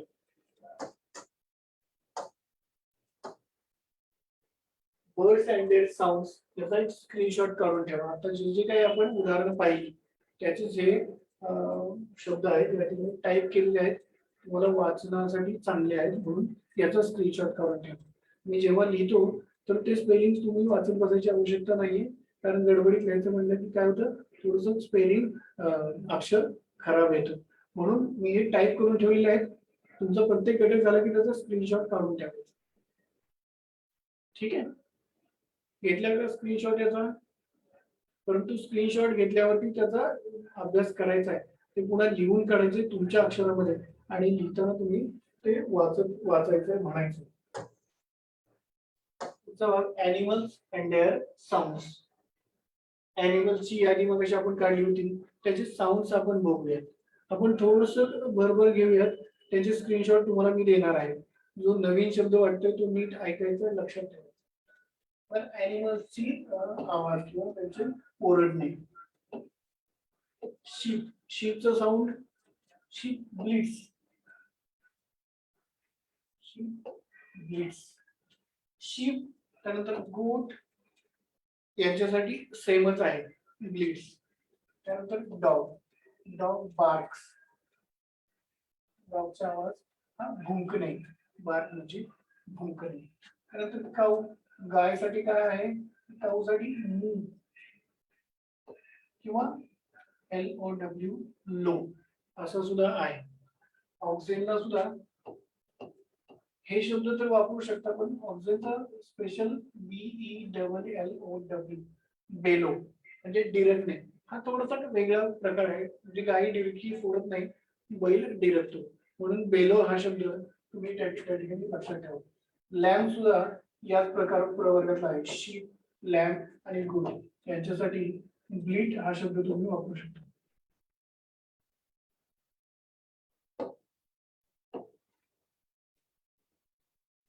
Bleeds, lamb also bleats. Donkey, गाढवाचं रेट नसतं की त्याच्यासाठी शब्द आहे डॉंकी, ब्रे. डॉंकी ब्रेज, रेखत असतो. त्यानंतर बघा डिअरला सुद्धा ब्रेज असा शब्द प्रयोग किंवा त्याचा साऊंड वापरला जातो. डिअर ऑल्सो ब्रेज, परंतु त्यासाठी अजून बघा ही हॉ असा सुद्धा शब्द आहे.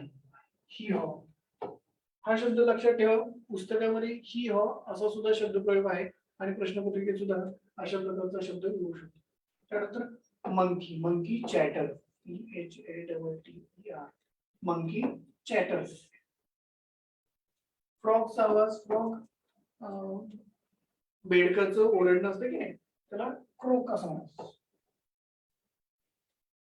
क्रोक्स, फ्रॉग क्रोक्स. देन जिराफला बघा ट्राय असा एक शब्द प्रयोग केलाय. जिराफला जिराफ ट्राय थोडस वेगळं वाटतंय, परंतु लक्षात ठेवा. बफेलो, बफेलो सुद्धा मूज किंवा लो हा शब्द तुम्ही प्रयोग करू शकता. बफेलो. त्यानंतर बेअरला स्नोर किंवा ग्रोल.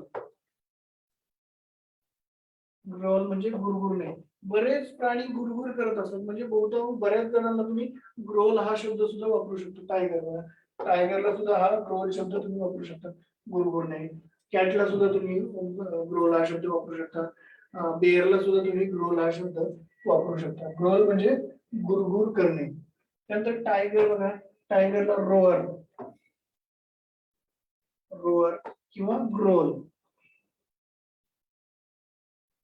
हे दोन्हीपैकी कोणताही शब्द वापरू शकता. त्यानंतर पुढे याकला सुद्धा तुम्ही बघा बेलो असा शब्द वापरू शकता, डिरकी फोडणे. त्यानंतर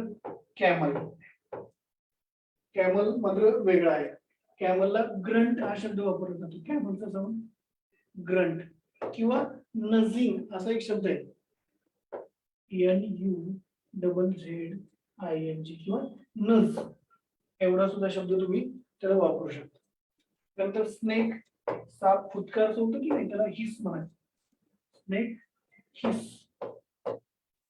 त्यानंतर जॅकल म्हणजे कोल्हत असतो. जॅकल, फॉक्स आणि उल्फ या तिघांसाठी सुद्धा तुम्ही एकच शब्द साऊंड वापरायचा आहे, तो म्हणजे हाऊस. म्हणजे कोल्हेकुई म्हणतात की नाही, त्याला हाऊलिंग असं म्हणतात. त्यानंतर कॅट, मांजराचा आवाज कसा असतो, म्यू किंवा पर असा शब्द प्रयोग केला जातो. त्यानंतर कॅटल म्हणजे ऑल कॅटेगरी जनावरांची जात आहे. मग याच्यामध्ये बरेच शब्द येतात. मू येईल, तुमचा लो येईल, बेलो येईल, ब्लीट येईल, बरेच शब्द येतील. त्यानंतर हॉर्स घोडा किंकाळतो की नाही, हॉर्स ने. हॉर्सच्या किंकाळ्याला ने असा शब्द आहे. किंवा विनी हा सुद्धा शब्द आहे, WHINY, विनी. त्यानंतर लॉयन काय करत असतो, रोअर करत असतो. रोअर किंवा ग्रोअल सुद्धा करत असतो. त्यानंतर टर्टल सुद्धा स्क्रीमरच आहे बघा, त्याचा आवाज सुद्धा स्क्रीमच असतो. Turtle screams. त्यानंतर व्हल्चर सुद्धा स्क्रीमरच आहे, व्हल्चर सुद्धा screams. Vulture also screams. Pig म्हणजे वराह किंवा डुक्कर, त्याला quill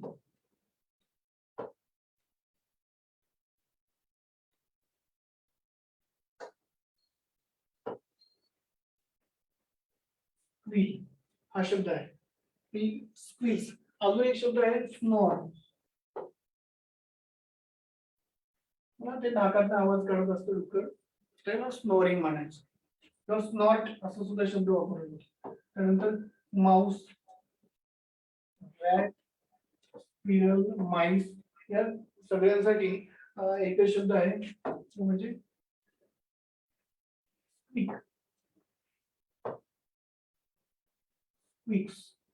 mouse squeaks, rat squeaks, squirrel squeaks, mice squeaks, rabbit also speaks.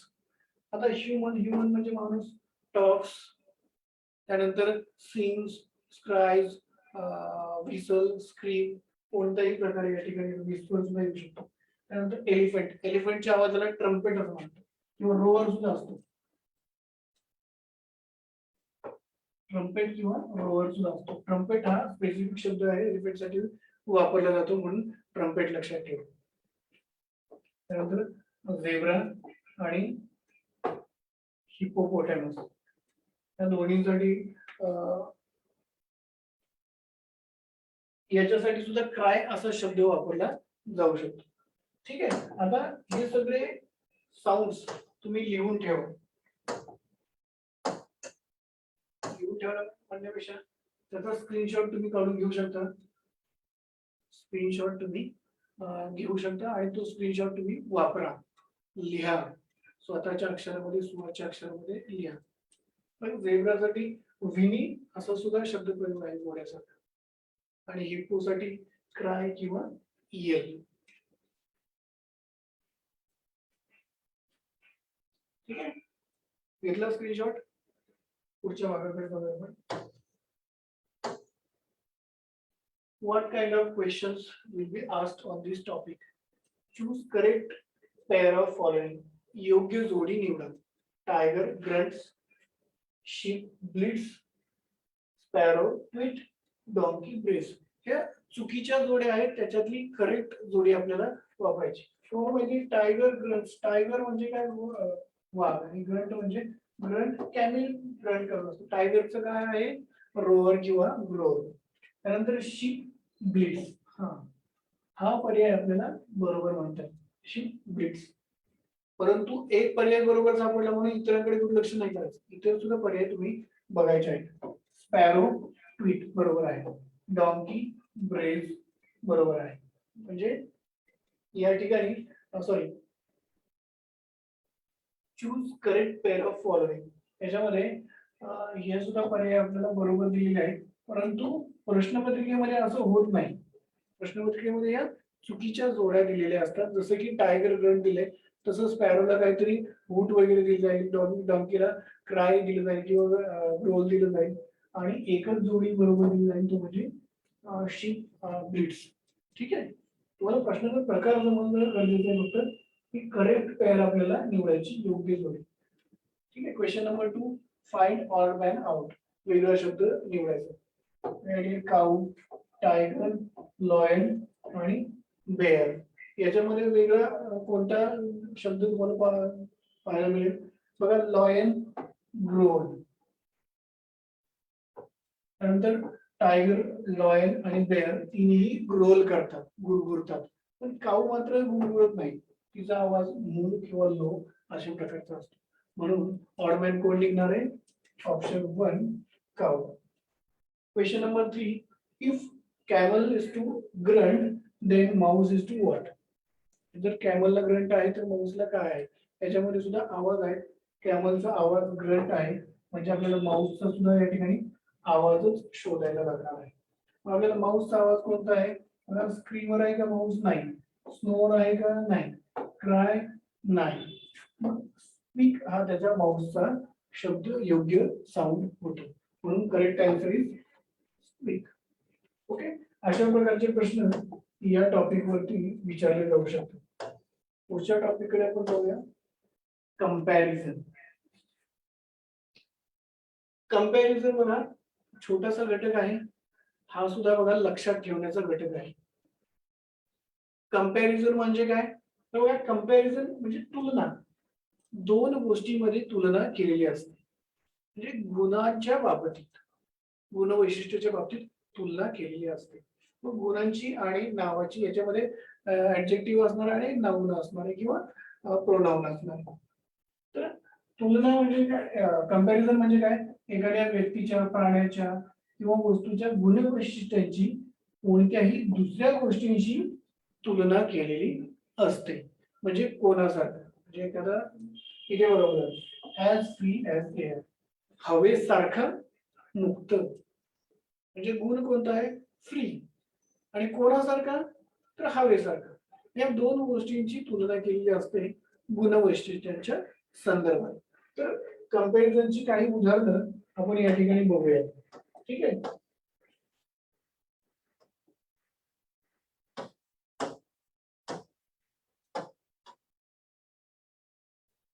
इथे काही कंपॅरिझन्स आहेत, आपण वाचूया एकदा आणि मग त्याच्यावरती कशा प्रकारचे प्रश्न विचारले जातील ते बघूया.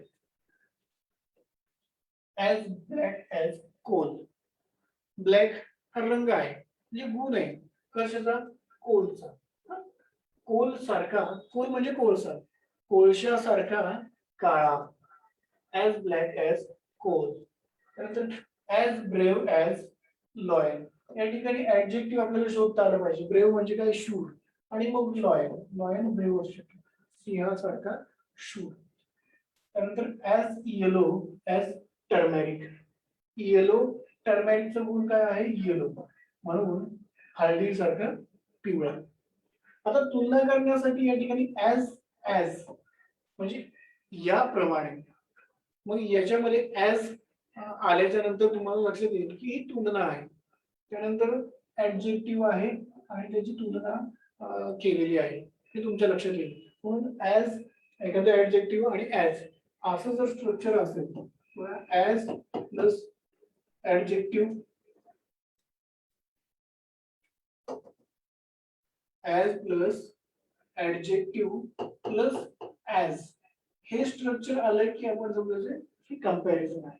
आता कंपॅरिझनचे 3 लेवल्स असतात, 3 डिग्रीज असतात. ते पुढच्या वर्षी तुम्हाला अभ्यासाला येईल. Positive degree, degrees of comparison, मग पॉझिटिव्ह डिग्री ऑफ कंपॅरिझन, त्यानंतर कंपॅरेटिव्ह डिग्री ऑफ कंपॅरिझन आणि सुपरलेटिव्ह डिग्री ऑफ कंपॅरिझन. या 3 डिग्री आहेत, लेवल्स आहेत. परंतु आपण बेसिक कंपॅरिझन या ठिकाणी बघत आहोत. आपल्याला या वर्षी या डिग्रीज ऑफ कंपॅरिझन अभ्यासाला नाही येत, आणि म्हणून फक्त कंपॅरिझनची पूर्व तयारी म्हणून आपल्याला या ठिकाणी तुलना ही संकल्पना समजणं गरजेचं आहे. ठीक आहे. म्हणून या ठिकाणी हे कंपॅरिझन टॉपिक आपल्याला घेतलेलं आहे. तर कंपॅरिझन म्हणजे तुलना, याच्यामध्ये गुणवैशिष्ट्य असतं आणि त्याची तुलना केलेली असते, आणि त्याचं structure as plus adjective plus as अशा प्रकारची स्ट्रक्चर या ठिकाणी पाहायला मिळतं. ठीक आहे, आपण पुढे जाऊयात. ऍज बिझी ऍज बी. मधमाशी कशी असते, खूप व्यस्त असते. बिझी म्हणजे व्यस्त, मधमाशी सारखा व्यस्त. त्यानंतर ऍज बी ऍज एलिफंट. एलिफंट हे आपण मोठेपणाचं प्रतीक मानतो, म्हणून ऍज बी ऍज एलिफंट, हत्तीसारखा मोठा. ऍज कनिंग ऍज फॉक्स. कनिंग म्हणजे दुष्ट, लबाड, कोल्ह्यासारखा लबाड. कोल्हा हा फसवा प्राणी असतो. नंतर ऍज डीप ऍज वेल, विहिरीसारखा खोल. As stubborn as mule. Stubborn म्हणजे काय, तर हट्टी, जिद्दी. आणि म्यूल म्हणजे काय, तर खेचर, गाढव. चुकीचं या ठिकाणी दिलंय. ऍज स्टबर्न ऍज म्यूल म्हणजे खेचरासारखा हट्टी. As fresh as air. हवेमध्ये असं कसं प्रसन्न वाटतं, म्हणून हवा ही फ्रेश असते. As fresh as air. As फार ऍज सी. समुद्रासारखा दूर. समुद्र दूरवर पसरलेला असतो, असा अथांग असतो, ह्यूज असतो. As good as man. माणसासारखा चांगला. मग माणुसकी म्हणतो की नाही, माणसामध्ये माणुसकी असते, म्हणजे चांगलपणा असतो. As hot as T.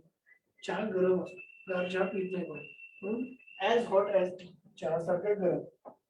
As heavy as lead. शिस हे खूप जड धातू आहे, म्हणजे शिशासारखा जड. त्याच्यानंतर बघा ऍज ह्यूज ऍज सी. समुद्रासारखा मोठा किंवा प्रचंड असणारा. As loud as thunder. Thunder म्हणजे काय, तुफान, वादळ. ऍज लाऊड म्हणजे वादळ खूप मोठ्याने आवाज करत होतं, म्हणजे वादळासारखा प्रचंड किंवा मोठा आवाज. त्यानंतर ऍज पेल ऍज डेड. पेल म्हणजे निस्तेज असणार, डेड माणूस कसा निस्तेज असतो की नाही, ऍज पेल ऍज डेड, मृत्यूसारखा निस्तेज. Next as red as blood, रक्तासारखा लाल. त्यानंतर ॲज ग्रीन ॲज ग्रास, गवतासारखा हिरवा किंवा green. As cold as ice, बर्फासारखा थंड. ॲज ब्राईट ॲज सन, सूर्यासारखा तेजस्वी. ॲज बिटर ॲज पॉइझन, विषासारखा कडू. As bitter brittle, as brittle as glass म्हणजे ठिसूळ. ब्रायटल म्हणजे काय? ठिसूळ, काचेसारखा ठिसूळ. ॲज सॉफ्ट ॲज ग्लास सुद्धा असू शकतो, स्मूथ किंवा सॉफ्ट. सॉफ्ट नाही येणार परंतु स्मूथ येईल. ॲज क्राय ॲज बेबी, लहान मुलासारखं रडू. ॲज स्लाय ॲज फॉक्स, स्लाय म्हणजे अगेन कनिंग, लबाड. As fast as hare, hare means rabbit, सशासारखा तेज किंवा fast. As fair as rose, fair म्हणजे नितळ, रोज सारखा नितळ किंवा गुलाबासारखा सुंदर. As fast as fat as elephant, बघा ॲज बिग ॲज एलिफंट आणि as fat as elephant. Elephant fat लठ्ठ असतो. नंतर as greedy as dog, greedy म्हणजे काय? लालची, आधाशी, कुत्र्यासारखा लालची. ॲज हंग्री ॲज डॉग, कुत्र्यासारखा अगेन भुकेला. बघा हंग्री हे सुद्धा कंपॅरिझन डॉगच्या संदर्भातच आहे. ॲज हंग्री ॲज डॉग, कुत्र्यासारखा भुकेलेला. As hard as stone, stone, दगडासारखा कठीण. हार्ड म्हणजे काय? कठीण. ॲज लाईट ॲज सन, सूर्यासारखा प्रकाश. ॲज प्राऊड ॲज पीकॉक, बघा हा प्रश्न सुद्धा विचारलेला होता. ॲज प्राऊड ॲज पीकॉक, मोर हा गर्विष्ठ समजला जातो की नाही, स्वाभिमानी, अभिमानी समजला जातो. ॲज क्वाईट ॲज लॅम्प, कोकरू कसं शांत असतं, ते कधी बोलत नाही बघा, खूप शांत असं कोकरू असतं. As quiet as lamb. हे कंपॅरिझनचे काही एक्झाम्पल्स आहेत. अजून पण काही एक्झाम्पल आपण बघूया. ॲज राऊंड ॲज बॉल, चेंडू सारखा गोल. ॲज सॉफ्ट ॲज सिल्क, बघा सॉफ्ट म्हणजे मऊ, किंवा या ठिकाणी कॉटन सुद्धा वापरला जाऊ शकतो. ॲज सॉफ्ट ॲज कॉटन, कापसासारखा मऊ. As tricky as deer, tricky म्हणजे काय? चलाक. हा, त्यानंतर बघा मंकीसाठी सुद्धा हे ट्रिकी ऍडजेक्टिव्ह वापरलं जाऊ शकतं. ॲज ट्रिकी ॲज मंकी सुद्धा अशा प्रकारचा प्रश्न येऊ शकतो किंवा अशा प्रकारचं कंपॅरिझन असतं. ॲज रेग्युलर ॲज क्लॉक, घड्याळ कसं रेग्युलर असतं की नाही, त्याच्यात बदल होत नाही, तसं ॲज रेग्युलर ॲज क्लॉक. त्यानंतर ॲज शार्प ॲज नाईफ, चाकू सारखा शार्प. ॲज टॉल ॲज, बघा माउंटेन पाहिजे इथे.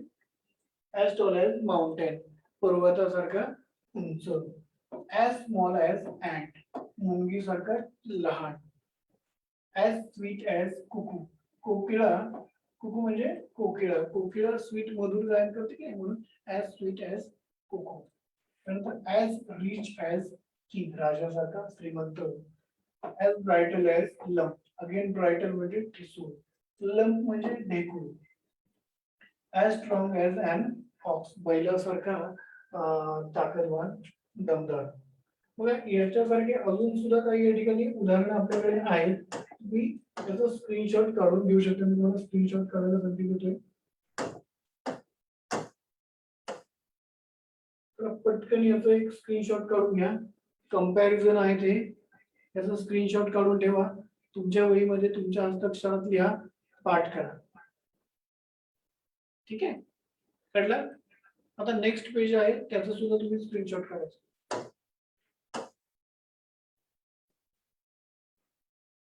या कंपॅरिझनच्या उदाहरणांचं सुद्धा स्क्रीनशॉट काढून ठेवा, तुम्हाला ते पुढे वापरायला होतील.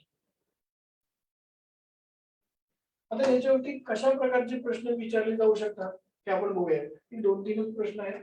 Question number 1, choose correct comparison, योग्य तुलना निवडा. या ठिकाणी काय केलं जातं तर बघा, ऍडजेक्टिव्ह तरी सुद्धा रिकामे सोडलं जातं किंवा नाउन तरी रिकामं सोडलं जातं. कोणतेही जो ज्या ठिकाणी गॅप असेल त्याच्या उरलेला शब्द म्हणजे नाउन किंवा ऍडजेक्टिव्ह हे बघायचं आणि त्याच्यावर दुसरी पेअर शोधायची. म्हणजे या ठिकाणी बघूया, या ठिकाणी काय आहे, ॲज स्लो ॲज, म्हणजे आपल्याला आता स्लो या शब्दाचा ऍडजेक्टिव्हचा विचार करायचा. स्लो कोण आहे खालच्या पर्यायामध्ये बघूया. बटरफ्लाय स्लो नाही, ते तर खूप इकडे तिकडे सारखं उडून राहतो. त्यानंतर आईस, आईस हे काही स्लो असण्याची गोष्ट नाही, कारण ते लिव्हिंग ऑर्गॅनिझमच नाही. त्यानंतर बी, हा मधमाशी ही स्लो असते का, ती तर खूपच फास्ट असते. आणि शेवटचा पर्याय आहे स्नेल, स्नेल ही खूप हळूहळू चालत असते गोगलगाय, म्हणून ॲज स्लो ॲज स्नेल. करेक्ट ऑल्टरनेटिव्ह इज स्नेल. फेब्रुवारी 2017 मध्ये हा प्रश्न विचारलेला होता. Question number 2, find odd man out. गटात न बसणारा पर्याय आपल्याला शोधायचा. बघूया आपण. ॲज रेड ॲज ब्लड, ठीक आहे. ॲज प्रिटी ॲज पीग, आता पीग आणि प्रिटी, आपण पीग जर नाही कोणालाच आवडत नाही, आपल्याकडे तरी किमान आवडत नाही, इतर देशामध्ये असेल, परंतु आपल्याकडे पीगला प्रिटी समजलं जात नाही, तो डर्टी समजलं जातो, म्हणून हे कंपॅरिझन जरा चुकीचं वाटते. बाकीचं पण बघूया. ॲज स्वीट ॲज शुगर बरोबर आहे. ॲज अगली ॲज बीच, बीच म्हणजे काय, चेटकीन, आणि अगली म्हणजे कुरूप, चेटकीन कुरूप असते. म्हणजे हाच ऑड मॅन आउट पर्याय नंबर 3 आपल्याला पाहायला मिळतो. आता question, next question, as dash dash as. आता या ठिकाणी दोनही दिलेले नाही, ऍडजेक्टिव्ह पण दिलेलं नाही आणि नाउन प्रोनाउन पण दिलेलं नाही, मग आपल्याला योग्य जोडी निवडायची. As hard as lump, as hard as lump. Lump हा हार्ड असतो का रे, लोण्याचा लंप असतो किंवा अर्थ लंप पण असू शकतो, ढेकू असू शकतो. तर तो ढेकू म्हणलं की तो ब्रायटलच असतो, तो ठिसूळच असतो, त्यामुळे हार्ड असणार नाही. ॲज हार्ड ॲज स्टोन असं होऊ शकतं का, तर होऊ शकतं. स्टोन म्हणजे दगड हा हार्ड असू शकतो, म्हणजे हे करेक्ट आन्सर आपल्याला वाटतंय. पुढे पण बघूया. सर्व पर्याय पाहिल्याशिवाय आपण फायनल डिसिजनला, कन्क्लुजनला जायचं नाही. ॲज सॉफ्ट ॲज स्टोन, दगडासारखा सॉफ्ट, दगड सॉफ्ट असतो का, नाही, म्हणजे हे सुद्धा चुकीचं आहे.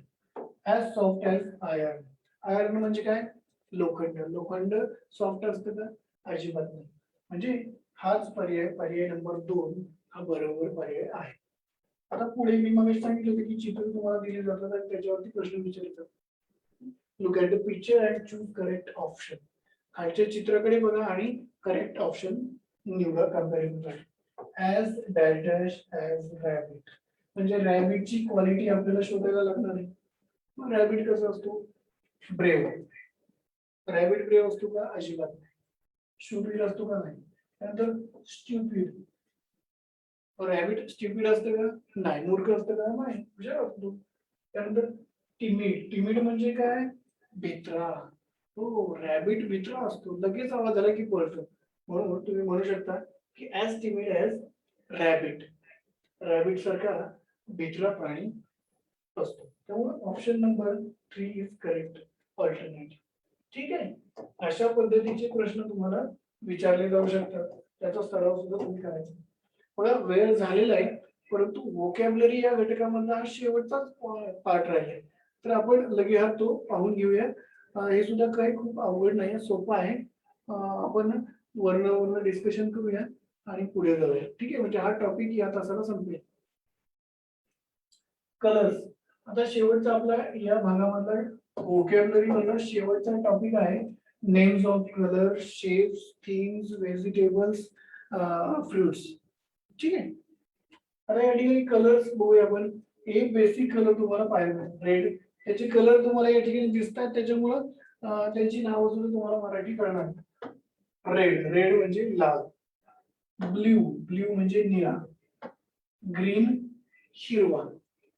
ऑरेंज, बघा तुम्हाला स्क्रीनवर कदाचित हा कलर थोडासा वेगळा दिसेल, परंतु ऑरेंज म्हणजे नारंगी. त्यानंतर पर्पल, बैंगनी कलर तुम्ही त्याला म्हणता.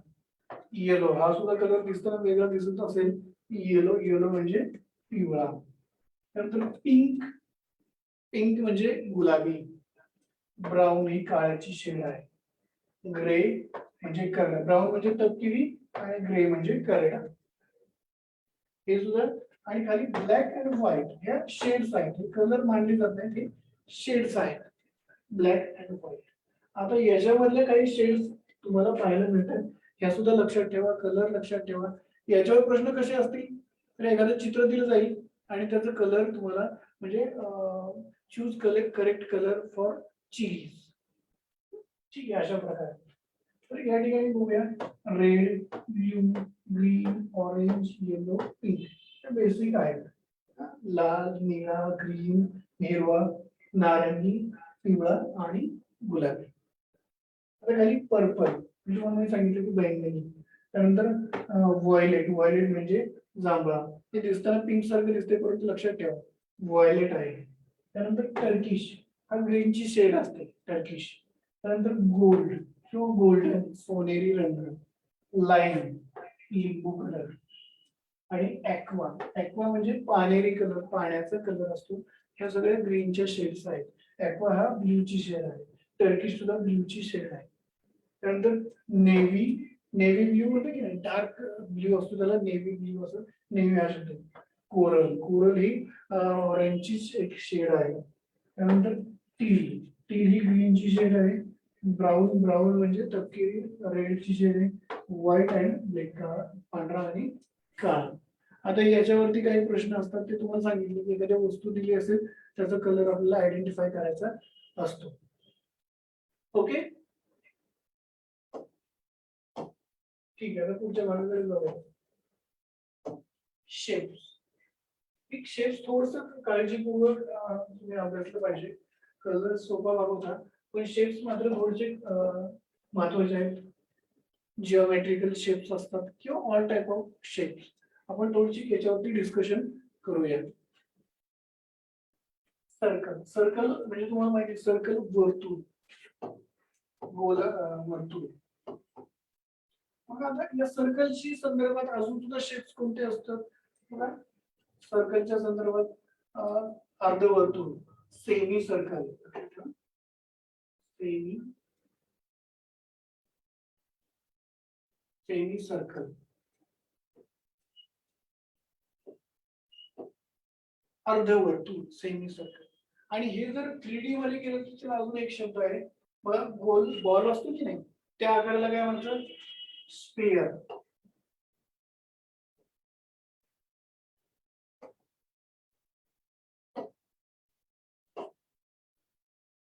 SPHERE, spare. स्पेअर म्हणजे गोल, भरीव गोल, 3D मध्ये असतो तो गोल बॉल सारखा. त्यानंतर बघा अजून याच्यासाठी या ठिकाणी एक शब्द आहे बघा, ओव्हल. हे सुद्धा गोलच्याच रिलेटेड आहे. ओव्हल, ओव्हल म्हणजे काय, लंबवर्तुळ. थोडस बेसिक फरक आहे याच्यामध्ये बघा, दोन गोष्टी आहेत, ओव्हल अँड इलिप्सिस. दुसरा काय, इलिप्स. इलिप्स म्हणजे लंबवर्तुळ आणि ओव्हल, ओव्हल आणि इलिप्स मध्ये थोडासा फरक आहे. हा जो खाली तुम्हाला शेप दिसतोय ना हा ऍक्च्युली ओव्हल नाही आहे, हा इलिप्स आहे. ओव्हल म्हणजे काय फरक असतो, तर ओव्हल हा अंड्याचा शेप असतो की नाही तर तो ओव्हल असतो. ओव्हल म्हणजे एक बाजू थोडीशी मोठी असते आणि दुसरी बाजू थोडीशी छोटी असते, ओव्हल, ओव्हल शेप असं म्हणतात. किंवा पॅराबॉलिक सुद्धा शेप एक असतो, तो म्हणजे लूप असतो पॅराबॉलिक. हे सगळे एकमेकाशी रिलेटेड आहे. सर्कल, सेमी सर्कल, स्फिअर, त्यानंतर इलिप्स आणि ओव्हल. इथे इलिप्स म्हणायला पाहिजे होतं. ठीक आहे. त्यानंतर पुढचा शेप आहे हार्ट. हार्ट म्हणजे बदामाच्या आकाराचा किंवा लिव्हच्या आकारामध्ये हा हार्ट आहे. त्यानंतर स्क्वेअर, स्क्वेअर सॉरी इथून सुरुवात करू. ट्रायंगल, ट्रायंगल म्हणजे थ्री. याच्यामध्ये ट्राय आणि अँगल, ट्राय म्हणजे थ्री. हा एक कॉन्सेप्ट तुम्ही कायमसाठी लक्षात ठेवा.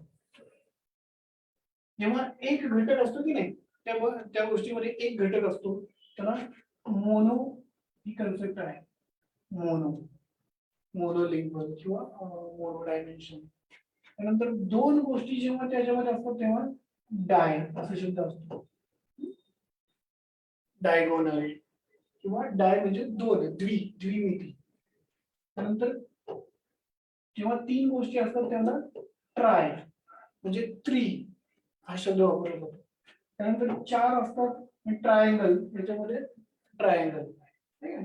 त्यानंतर 4 जेव्हा गोष्टी असतात तेव्हा त्याला टेट्रा असा शब्द असतो. टेट्रा, टेट्रा म्हणजे चौक किंवा 4, टेट्राहायड्रल किंवा टेट्रा, 4 ज्या घटक असतात ज्याच्यामध्ये त्याला टेट्रा हा शब्द वापरतात. तेव्हा 5 जेव्हा शब्द असतात त्यानंतर त्याला पेंट्या असं म्हणतात. पेंट्या, पेंट्या म्हणजे काय, पंचव, पेंटँगल, पेंटॅगॉन सॉरी, म्हणजे पंचकोन. त्यानंतर 6 गोष्टी असतात त्याला हेक्झॅन, हेक्झॅन किंवा हेक्झॅन, षट म्हणजे 6 हेक्झॅगोन, षटकोन. त्याच्यानंतर 7 असतात त्याला हेप्टॅग, HEPTA, हेप्टॅग, हेप्टॅगॉन. त्यानंतर 8 ला ऑक्टॅग हा शब्द आहे, ऑक्टॅग म्हणजे अष्ट, मग ऑक्टॅगॉन. हे लक्षात ठेवा, हे बरेचदा तुम्हाला पुढच्या इथून पुढच्या अभ्यासामध्ये सारखे सारखे येतील. याच्या पुढे असेल तर मल्टी हा शब्द वापरला जाऊ शकतो, ठीक आहे. त्याचाच हा प्रकार आहे ट्रायंगल. त्यानंतर पुढे रेक्टँगल. रेक्टँगल म्हणजे काय, आयत. आता रेक्टँगलची रिलेटेड, रेक्टँगल जेव्हा 3 डायमेन्शन असतो त्याला आपण इष्टिकाचिटी असते असे म्हणतो. त्याला क्युबॉइड, QBOID, क्युबॉइड म्हणजे इष्टिकाचिटी. इष्टिकाचिटी कशी दिसत असते बघा, या ठिकाणी मी चित्र करतो. अशा प्रकारे असते इष्टिकाचिटी, क्युबॉइड त्याला म्हणायचं. त्यानंतर स्क्वेअर, स्क्वेअर म्हणजे चौरस, चौरस. आणि स्क्वेअरचं जेव्हा 3 डायमेन्शन होतं तेव्हा त्याला क्यूब असं म्हणतात, घन. सर्व बाजू समान असतात आणि हे जेव्हा एका प्रतलात असतं तेव्हा त्याला स्क्वेअर म्हणायचं, आणि जेव्हा ते 3 डायमेन्शन असतं त्याला क्यूब असं आपण म्हणू शकतो. त्यानंतर आपण बघितलं पेंटॅगॉन, पंचकोन, पंचकोन, पेंट्या. त्यानंतर हेक्झॅगॉन, षटकोन, हेक्झा शब्द मगाशी पाहिला. त्यानंतर हेप्टॅगॉन म्हणजे बघा सप्तकोन असतो. इथं आकृती मला वाटते थोडीशी चुकीची असेल, पण लक्षात ठेवा हेप्टॅ म्हणजे सप्त असतं. त्यानंतर ऑक्टॅ, ऑक्टॅ म्हणजे अष्टकोन, ऑक्टॅ.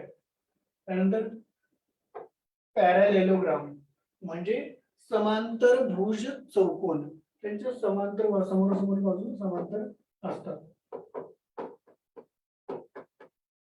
त्यानंतर राईट अँगल, राईट अँगल म्हणजे काटकोन त्रिकोण, right angle triangle. Right angle म्हणजे काटकोन आणि राईट अँगल ट्रायंगल म्हणजे काटकोन त्रिकोण. त्यानंतर स्टार, स्टार शेप माहिती आहे तुम्हाला. ड्रॉप, बघा ह्या वर्तुळची रिलेटेड, सर्कलचीच रिलेटेड हा ड्रॉप शेप आहे. त्यानंतर क्रॉस, क्यूब, कोन. कोन म्हणजे काय, शंकूचा आकार. सिलेंडर, सिलेंडर म्हणजे दंडगोल. अनेक आकार याच्या व्यतिरिक्त सुद्धा आहेत, लाईन आहे, त्यानंतर एरो आहे. त्यानंतर बघा अनेक आकार आपल्याला पाहायला मिळू शकतात. तर ते आकार लक्षात ठेवा आणि त्याचा वापर आपल्याला आपल्या प्रश्नपत्रिकेमध्ये चित्र दिलं तर ते चित्र समजून घ्यायला आपल्याला करायला लागणार आहे, ठीक आहे. या सगळ्यांवरती प्रश्न कशा प्रकारचे येतील ते आपण एकाच वेळी शेवटी बघूया. फ्रुट्स, नेम्स ऑफ फ्रुट्स, आपले जे फळं आहेत आपल्या वापरामध्ये किंवा आपल्या माहिती, फ्रुट्सची एक यादी या ठिकाणी काढलेली, ती यादी आपण लिहून घेऊया. मँगो, मँगो म्हणजे काय रे, सॉरी आंबा म्हणजे काय रे, मँगो. बघा एवढं कॉमन झालं की आपल्याला मराठी सारखंच तो वाटतं, मँगो. त्यानंतर फणस, फणसाला काय म्हणतात, जॅक फ्रूट,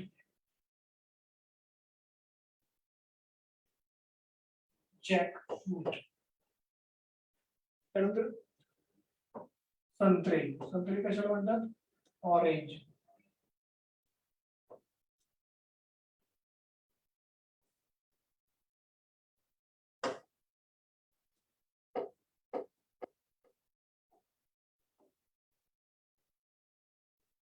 ऑरेंज, संत्री.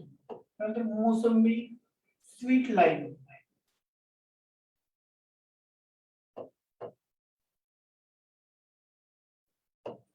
Sweet lime. त्यानंतर स्ट्रॉबेरी. स्ट्रॉबेरी म्हणजे स्ट्रॉबेरीला स्ट्रॉबेरीज म्हणतात. जरा एक मिनिट मग फोन येईल.